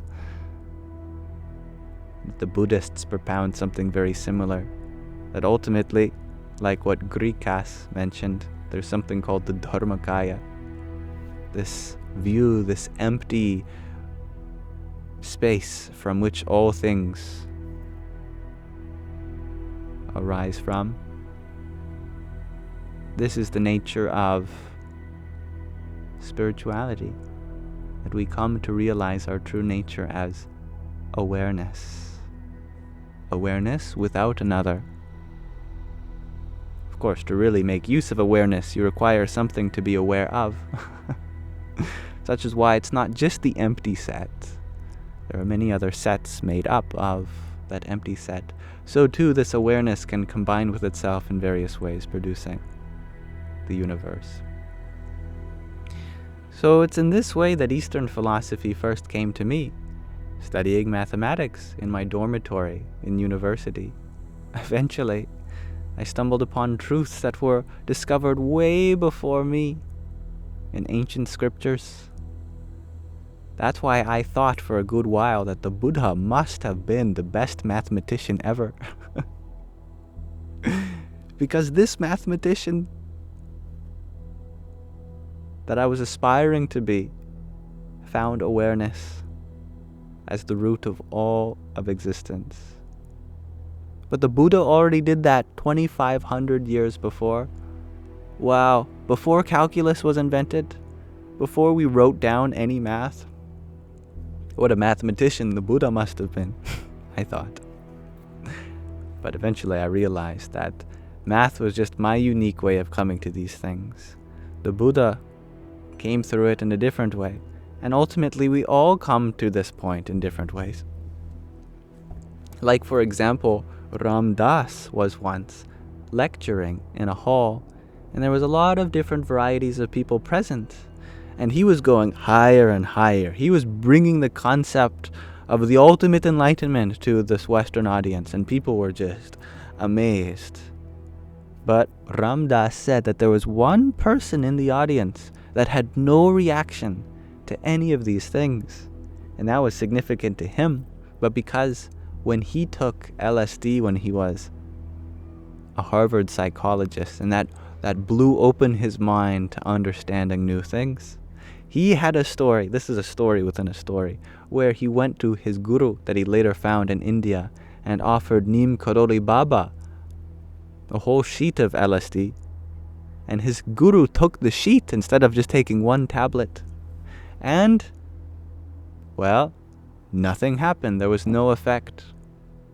That's how you know that whatever revelation that this substance had in him, his guru was already living it. It made no difference. So too, while he was lecturing one day in America, there was one lady in the audience that had no reaction. She was an old lady, and she was just sitting there. I believe it was crocheting or knitting. Probably crocheting. And he came down and asked her, "You look unmoved by anything I said, but I know you were listening. So where did you hear all this before?" She said, "Oh, I think about these things while I'm crocheting all the time." Or I think it was knitting, actually. "Oh, I just think about these things while I'm knitting." Here he's talking about the ultimate conceptualizations of life, the universe, everything, Brahman, the ultimate reality, and how loving devotion is the way the universe expresses itself from that nothingness, creating everythingness. And here she is going, "Oh yeah, I remember thinking about this while I'm knitting." Who knows what kind of metaphors she saw when she was doing her stitches. But it suffices to say that everyone comes to these things in a different way.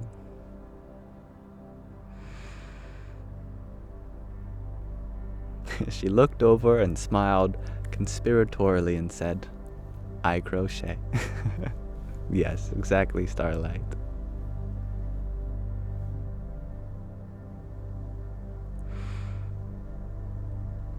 Now thank you, Alex, for another...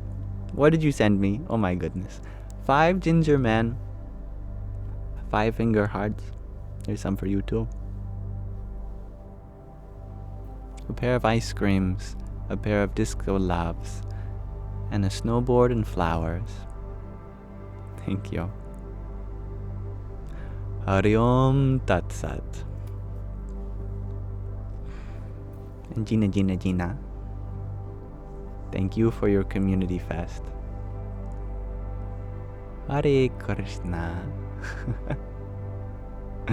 And thank you, Jose Francisco, for your rose too. Om Namo Bhagavate Vasudevaya.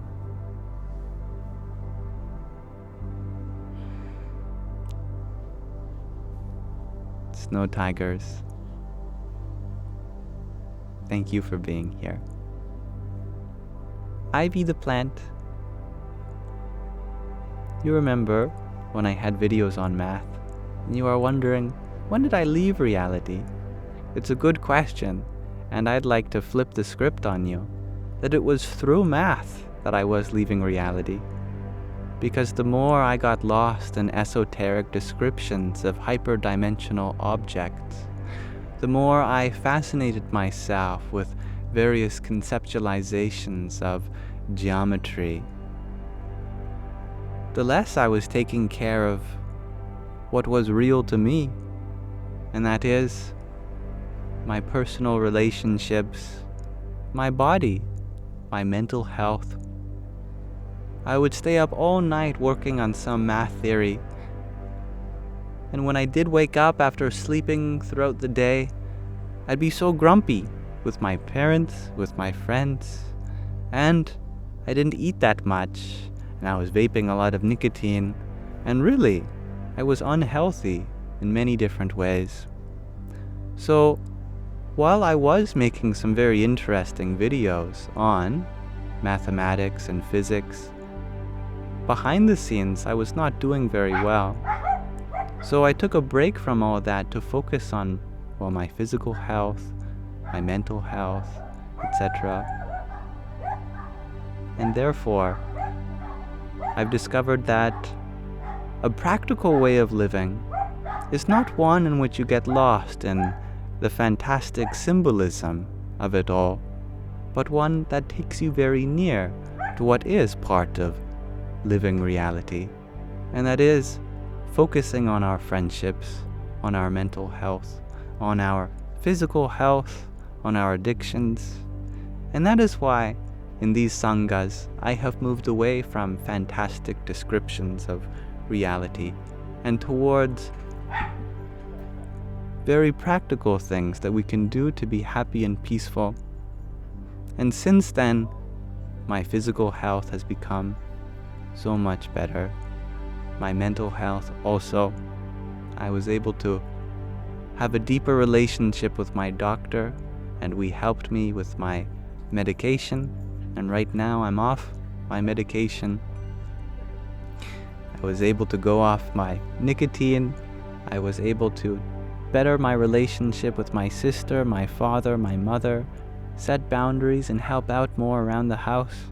In all aspects of my life, I have seen an improvement.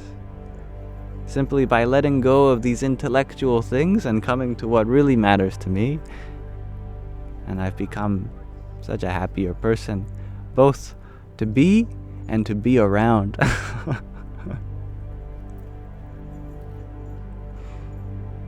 And I hope you understand. And thank you, Alex, for your quintet of popcorn too. Radhe, Radhe. And thank you, Alex, for your trio of tiny dinies. Yippee! Sweet Mia, thank you for your pair of finger hearts. A trio of finger hearts, in fact. Jai Sita Ram. And thank you, Ragnhildur, for your trio of roses. Starlight Wow, you share that you have severe masculine energy blockage, a yang blockage. You are a woman. Any tips what to do?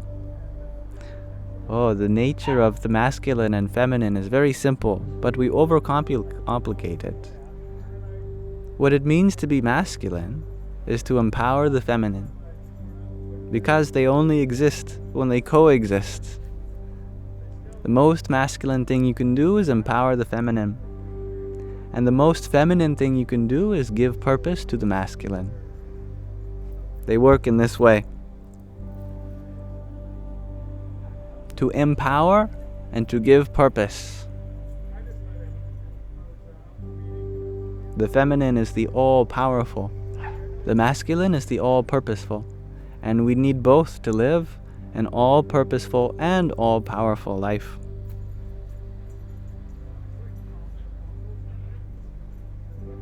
Thank you, sweet Mia, for another finger heart.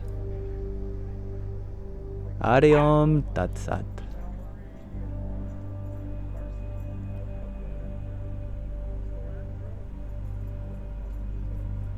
And JVNN, you ask, in my spiritual journey, what's something I always come back to? Humility. Whenever I've lost my way, I recognize that I really don't know much of anything. So I always return to what I do know, and it's not a lot. I think that's the nature of humility.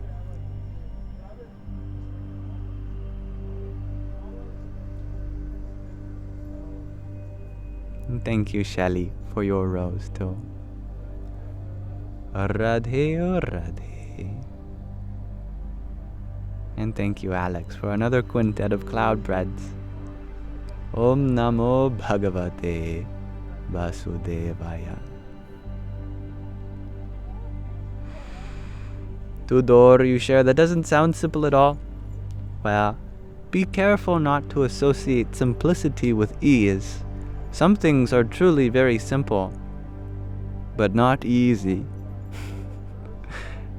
And sometimes what is difficult is not necessarily complex, but we overcomplicate the simplest things and thus making it more difficult.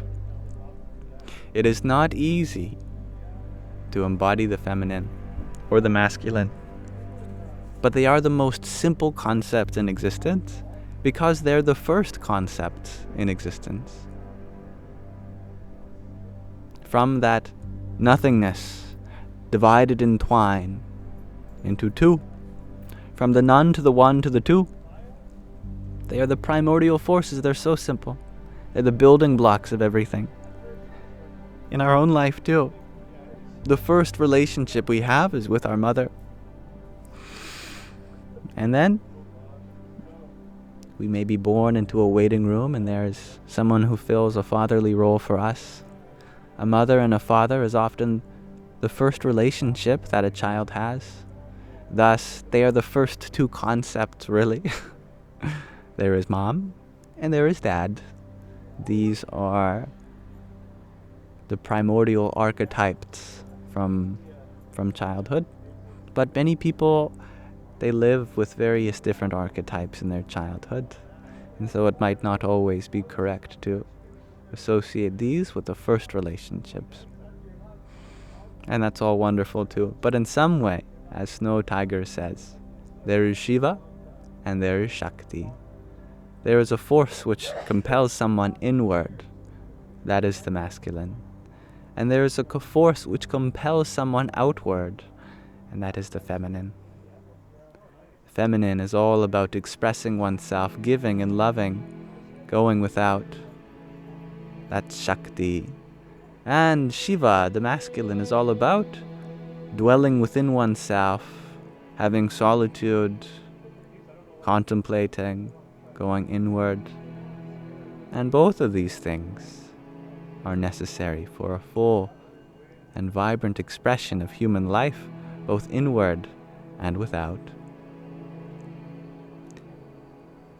And Starlight, wow, thank you for your duck. Hare Krishna. And Ron, thank you for your heart me. Om Namo Bhagavate Vasudevaya. And thank you for your pair of tiny dinies also. Yippee! And Tudor, you ask, is it the masculine giving and feminine receiving? Perhaps you could look at it this way. But in the most ancient ways, the feminine has always meant that which radiates and expands, that which takes energy and gives it to its surroundings. That is the nature of a mother. That is the nature of singing, of dance, of poetry, of feeding others. As we take what is here and we distribute it outwards. That's the nature of the feminine. Nowadays, the so-called masculine is all about... Never mind, I won't go into that. Let's just say that that much of the roles of the masculine and feminine have been getting mixed up with one another in today's age. A lot of things that in Western society we associate with the masculine is actually feminine. Like war. We say that's what the guys do. Actually, war is definitely a feminine thing to do. Likewise, guys making the first move, that's a very feminine thing to do also, because it's expressing yourself, taking the initiative.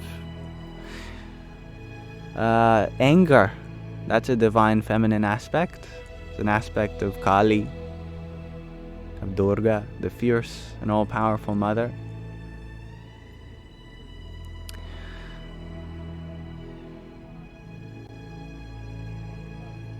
Similarly, all the masculine means is to take the experience that we've gathered from without and concentrate it inwards. We dive deep within ourselves. And it's just a matter of definition. It's a very simple definition. It's not my personal opinion. It's very ancient. Feminine means Shakti. It means that which invokes power. And masculine means Shaktiman. It means the potency. There is potential in that Shakti, and there is potential in that Shaktiman. And I think applying this definition, it becomes obvious whenever there is an outward force, that's the feminine. Whenever there is an inward pull, that is the masculine. But remember, this has nothing to do with the body. If we try to understand through gender through the body, we'll get confused, because there's many aspects of the feminine within the man, and there's many aspects of the masculine within the woman. I think sometimes when I say masculine, some people think I'm saying man, what it means to be a man. That's not what I mean. And when I say feminine, people might think I'm saying this is what it means to be a woman. I have not mentioned gender at all. Nothing to do with our bodies.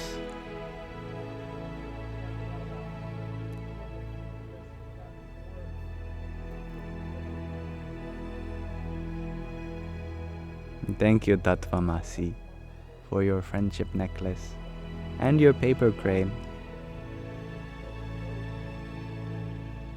Jai Nisargadatta. Tudor, you share that your third eye senses there's something I don't like about the masculine. If this is something I've conveyed, then I apologize for conveying it in that way. I simply talk about the feminine more because, to me, that is the most masculine thing to do. Masculinity means that we empower femininity, and that is the responsibility of the masculine.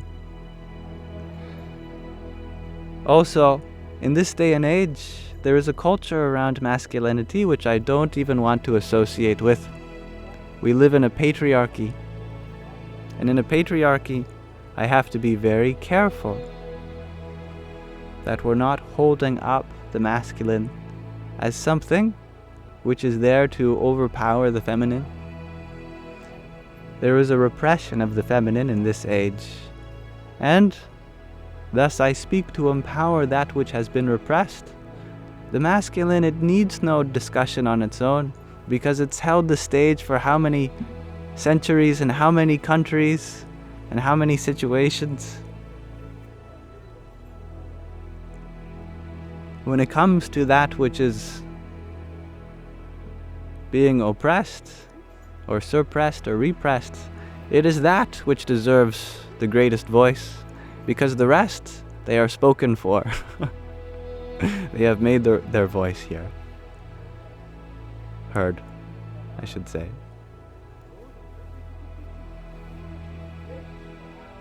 Now, I didn't see your comment, Anazek. Let me scroll up to see if I can find it.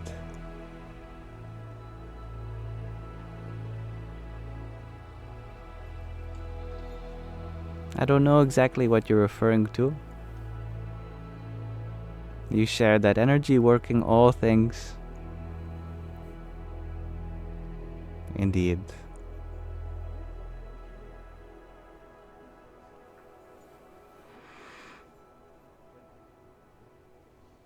Alright, I would like to start to wrap this live stream up for tonight. However, before we do so, there are a few things that I'd love to do with you all. And the first of which is to ask you all a question of the day, since I am interested in hearing from you all. I am wondering, what is the significance of humility?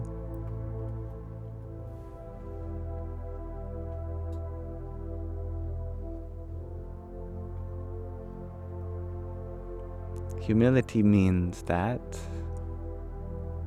we recognize that we don't know the answers to everything.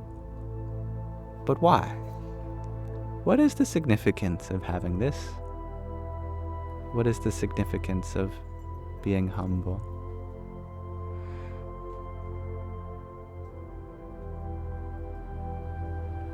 April, you share that it balances us out. I love that. It is a great balancer. Snow Tigers, you share that it gives you the grace to learn from yourself and your surroundings and grow spiritually. I love that. I agree. Wolfie, you share, it represents having the thirst for knowledge. That's beautiful. Yes. Patrick, you share that humility offers us the chance to always continue to grow and better ourselves. That's very practical when you put it like that. Gaia, you share honor to your body.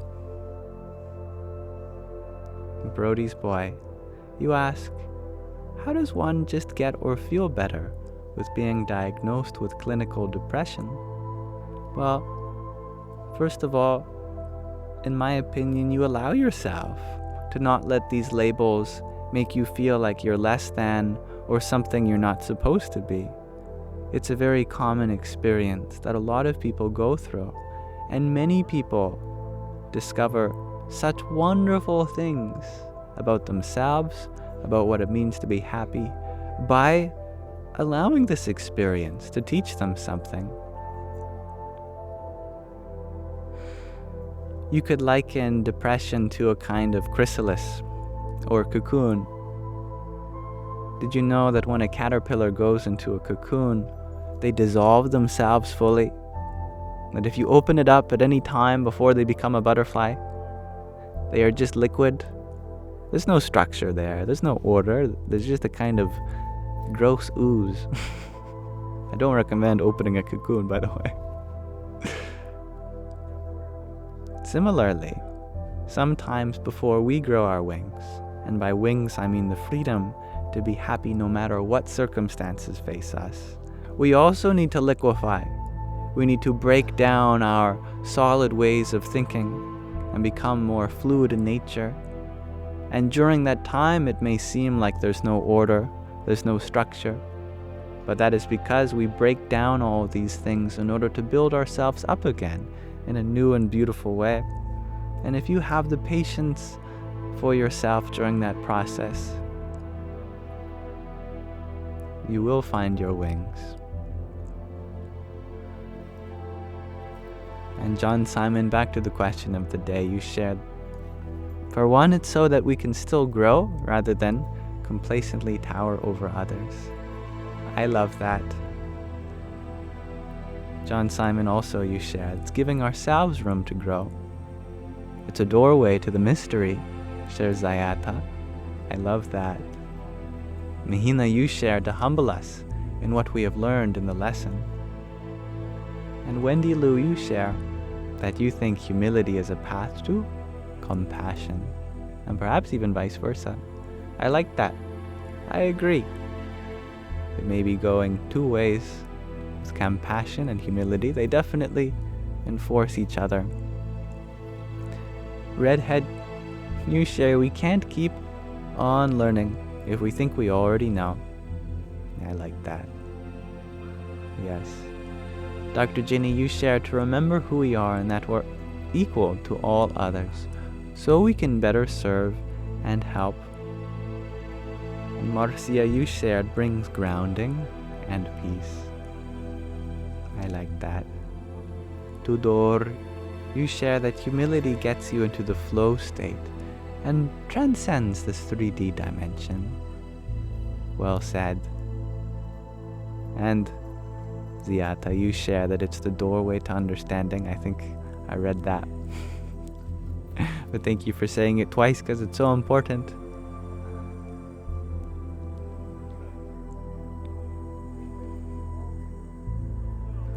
Hare Krishna. Tattvamasi, you share that it helps you realize that you're not in control. Yes. We are in control of our humility, though. That's for sure.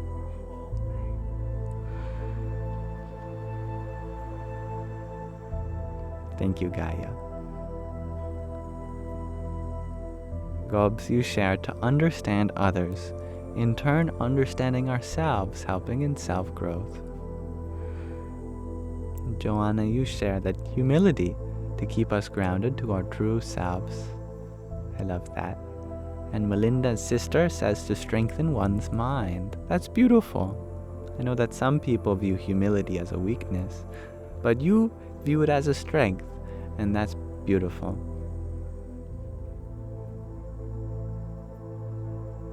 I like that, Tudor. Humility means taking the blindfold off and putting the blindfold on. And good night, Crystal Light. Cat24K, you ask what to do after bad dreams. I suppose comforting yourself that it's just a dream. And our dreams are an expression of our subconscious mind. That's all the stuff we've collected in the world, but are not currently expressing at the conscious level, we experience in the subconscious. Thus, if we want to make our subconscious a more safe place to be, we have to make our conscious a safe place to be, and all of that descends into the subconscious and starts making a difference. The thoughts that we tell ourselves during the day are the ones that express themselves during the night. So, if you want a happier subconscious, then consciously make a happier space for yourself.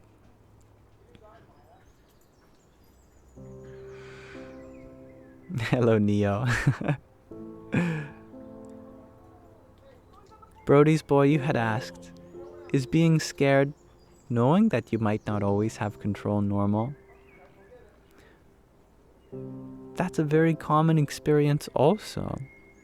And although it's true that there are many things in life that we don't have control over,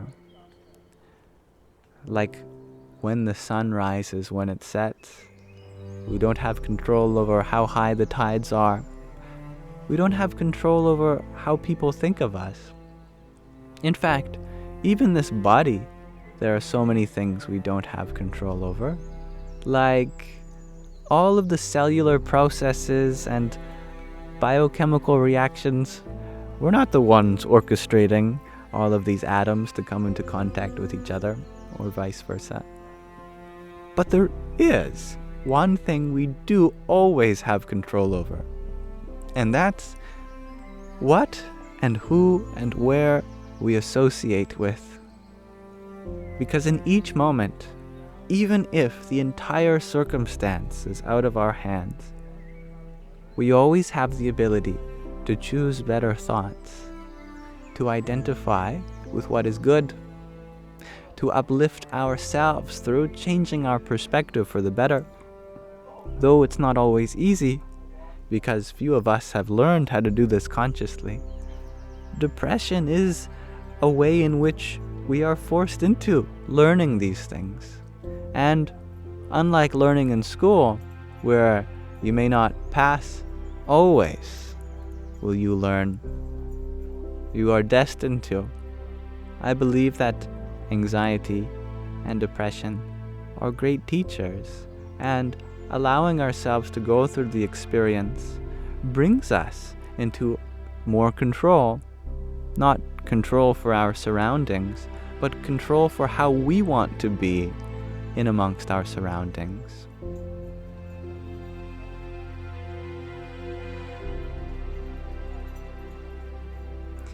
The worst thing we can be held captive by is our own thoughts. Many circumstances in life are difficult, but that doesn't mean that it has to take away your happiness.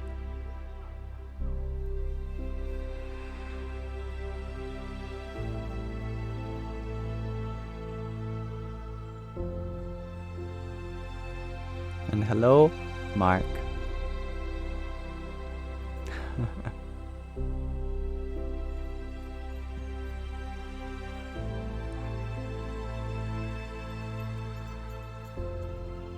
Now, thank you all for exploring this question of the day with me.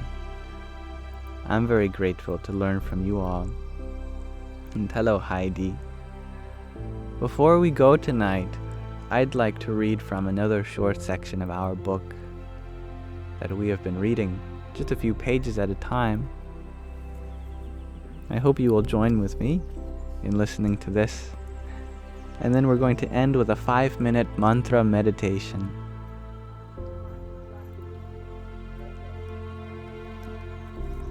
Today we are reading from the 4th chapter of In Love, at Ease, all about embracing all. This book is about everyday spirituality with a certain being called Pramukh Swami, who lived not so long ago before leaving his body in 2016.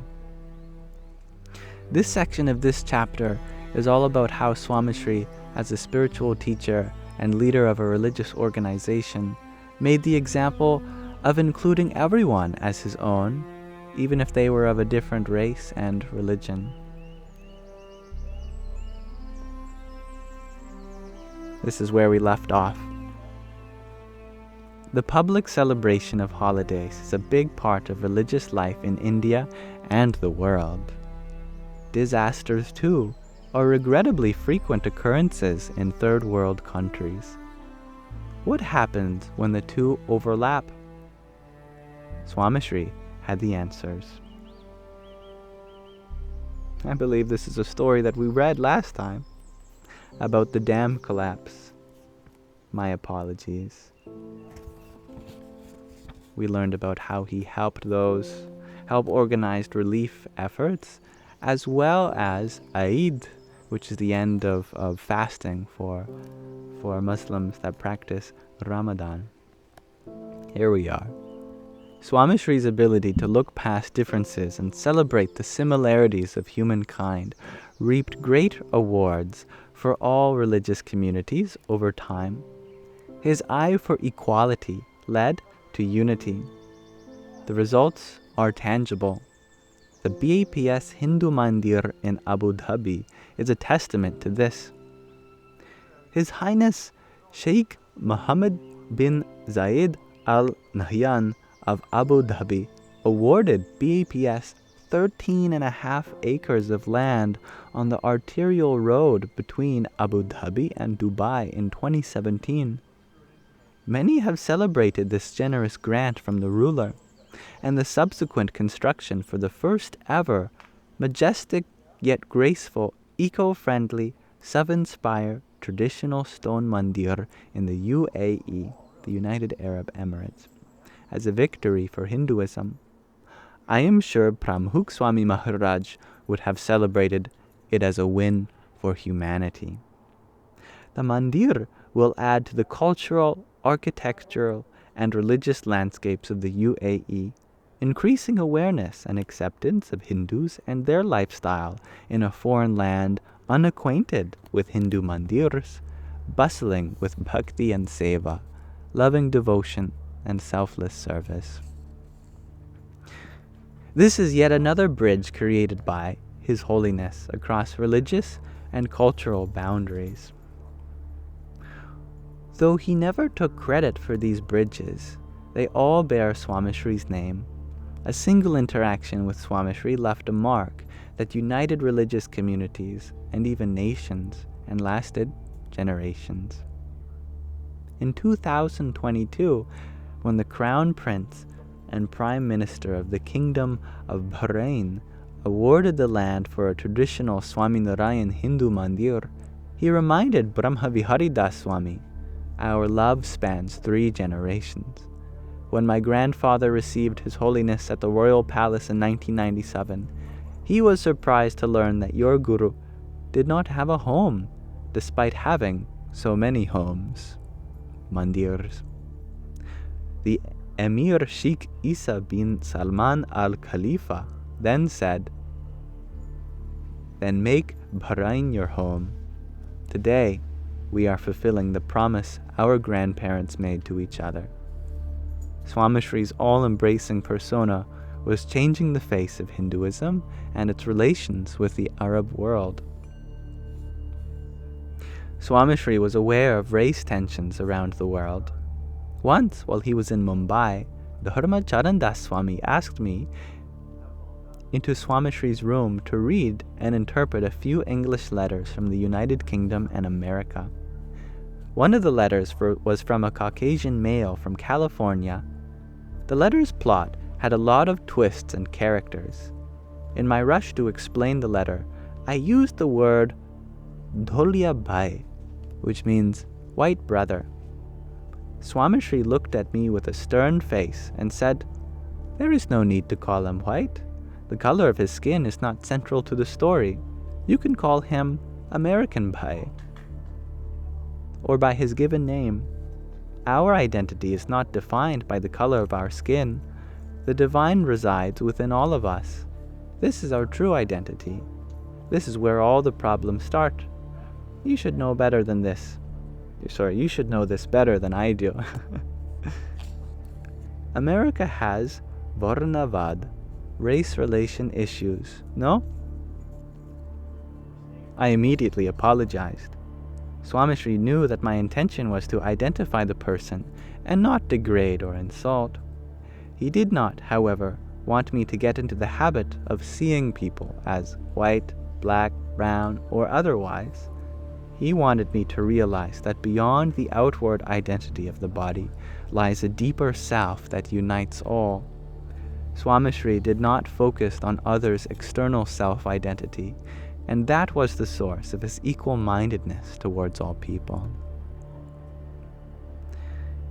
Swamishri was in Gondal when he received the call from Narendra Bhai Bhatt from Johannesburg, South Africa. Maybe it's Johannesburg, I don't know. Some of the elderly bhaktas in the community were upset that he had recently hired a local African to help with the task at the mandir. He did not know what to do. Swamishri's response was not an aggression that judged, but a resounding affirmation of equality and seeing the divine in everyone. Bhala Manas, which means my good man, who are we to judge people based on their race and ethnicity? I know that the elderly bhaktas may not understand because of their orthodox ways, but you should never forget, God does not discriminate between his children. We are all the same in his eyes. What gives us the right to discriminate against each other? Everyone has access to our mandirs. Everyone has the right to seva and bhakti, to selfless service and loving devotion. Make sure that you take good care of him. Make him feel like a part of the satsang community. And if he has vices and substance abuse issues, then speak to him. It is not good for his health and family. What is his name? Swamishri taught Narendra Bhai to look beyond race, ethnicity, social class, and profession of the young man. Swamishri saw color, but it had no negative effect on the way he engaged with people. If he sensed that the identity of a person made them more susceptible to being marginalized, Swamishri responded with even more love. To embrace all is to give what you can, without discriminating, without attaching value. Swamishri saw beyond race and religion. He saw people whom he healed and connected. Through his humility and all-embracing love and acceptance, Swamishri made the world a smaller place, one bridge, one heart at a time. He had no limits. He could forgive and forget those who raised guns at him and his bhaktas. I suppose this is a cliffhanger for the next section, which appears to be about beyond forgiveness, the Akshardham response. All right. Well, next time we're in for a powerful story, I imagine. But until then, I thank you dearly for listening with me. Thank you, beautiful, for your corgi that you sent while we were reading. That's very cute. Om Krim Kalikaye Namaha. So I like to end my live streams with a short meditation. And today we're doing my favorite kind of meditation. And that's a mantra meditation, where we involve our mind rather than try to shut it up. In fact, we want our mind to be as loud as possible in invoking all of the essences that this ancient saying represents. So I hope you'll join me in this 5-minute meditation tonight. Last time we meditated on Durga, which represents the Divine Mother in her all-fierce form. This is taking it one step further, because we will be meditating on the form of Kali, who is even more powerful, even more fierce. I mean, here she is stepping on Shiva. Poor Shiva. Anyway, actually he volunteered to do that. Kali in this story was on a wrath of destruction.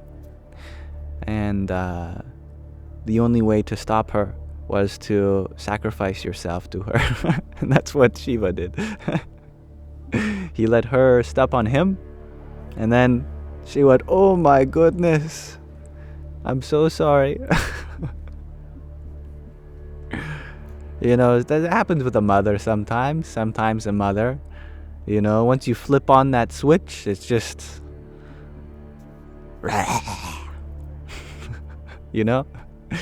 And then when she accidentally has someone who she loves in her way of her wrath, then she turns back into a little innocent child. Oh my goodness, what have I done? Anyway, we're worshipping Kali in this mantra.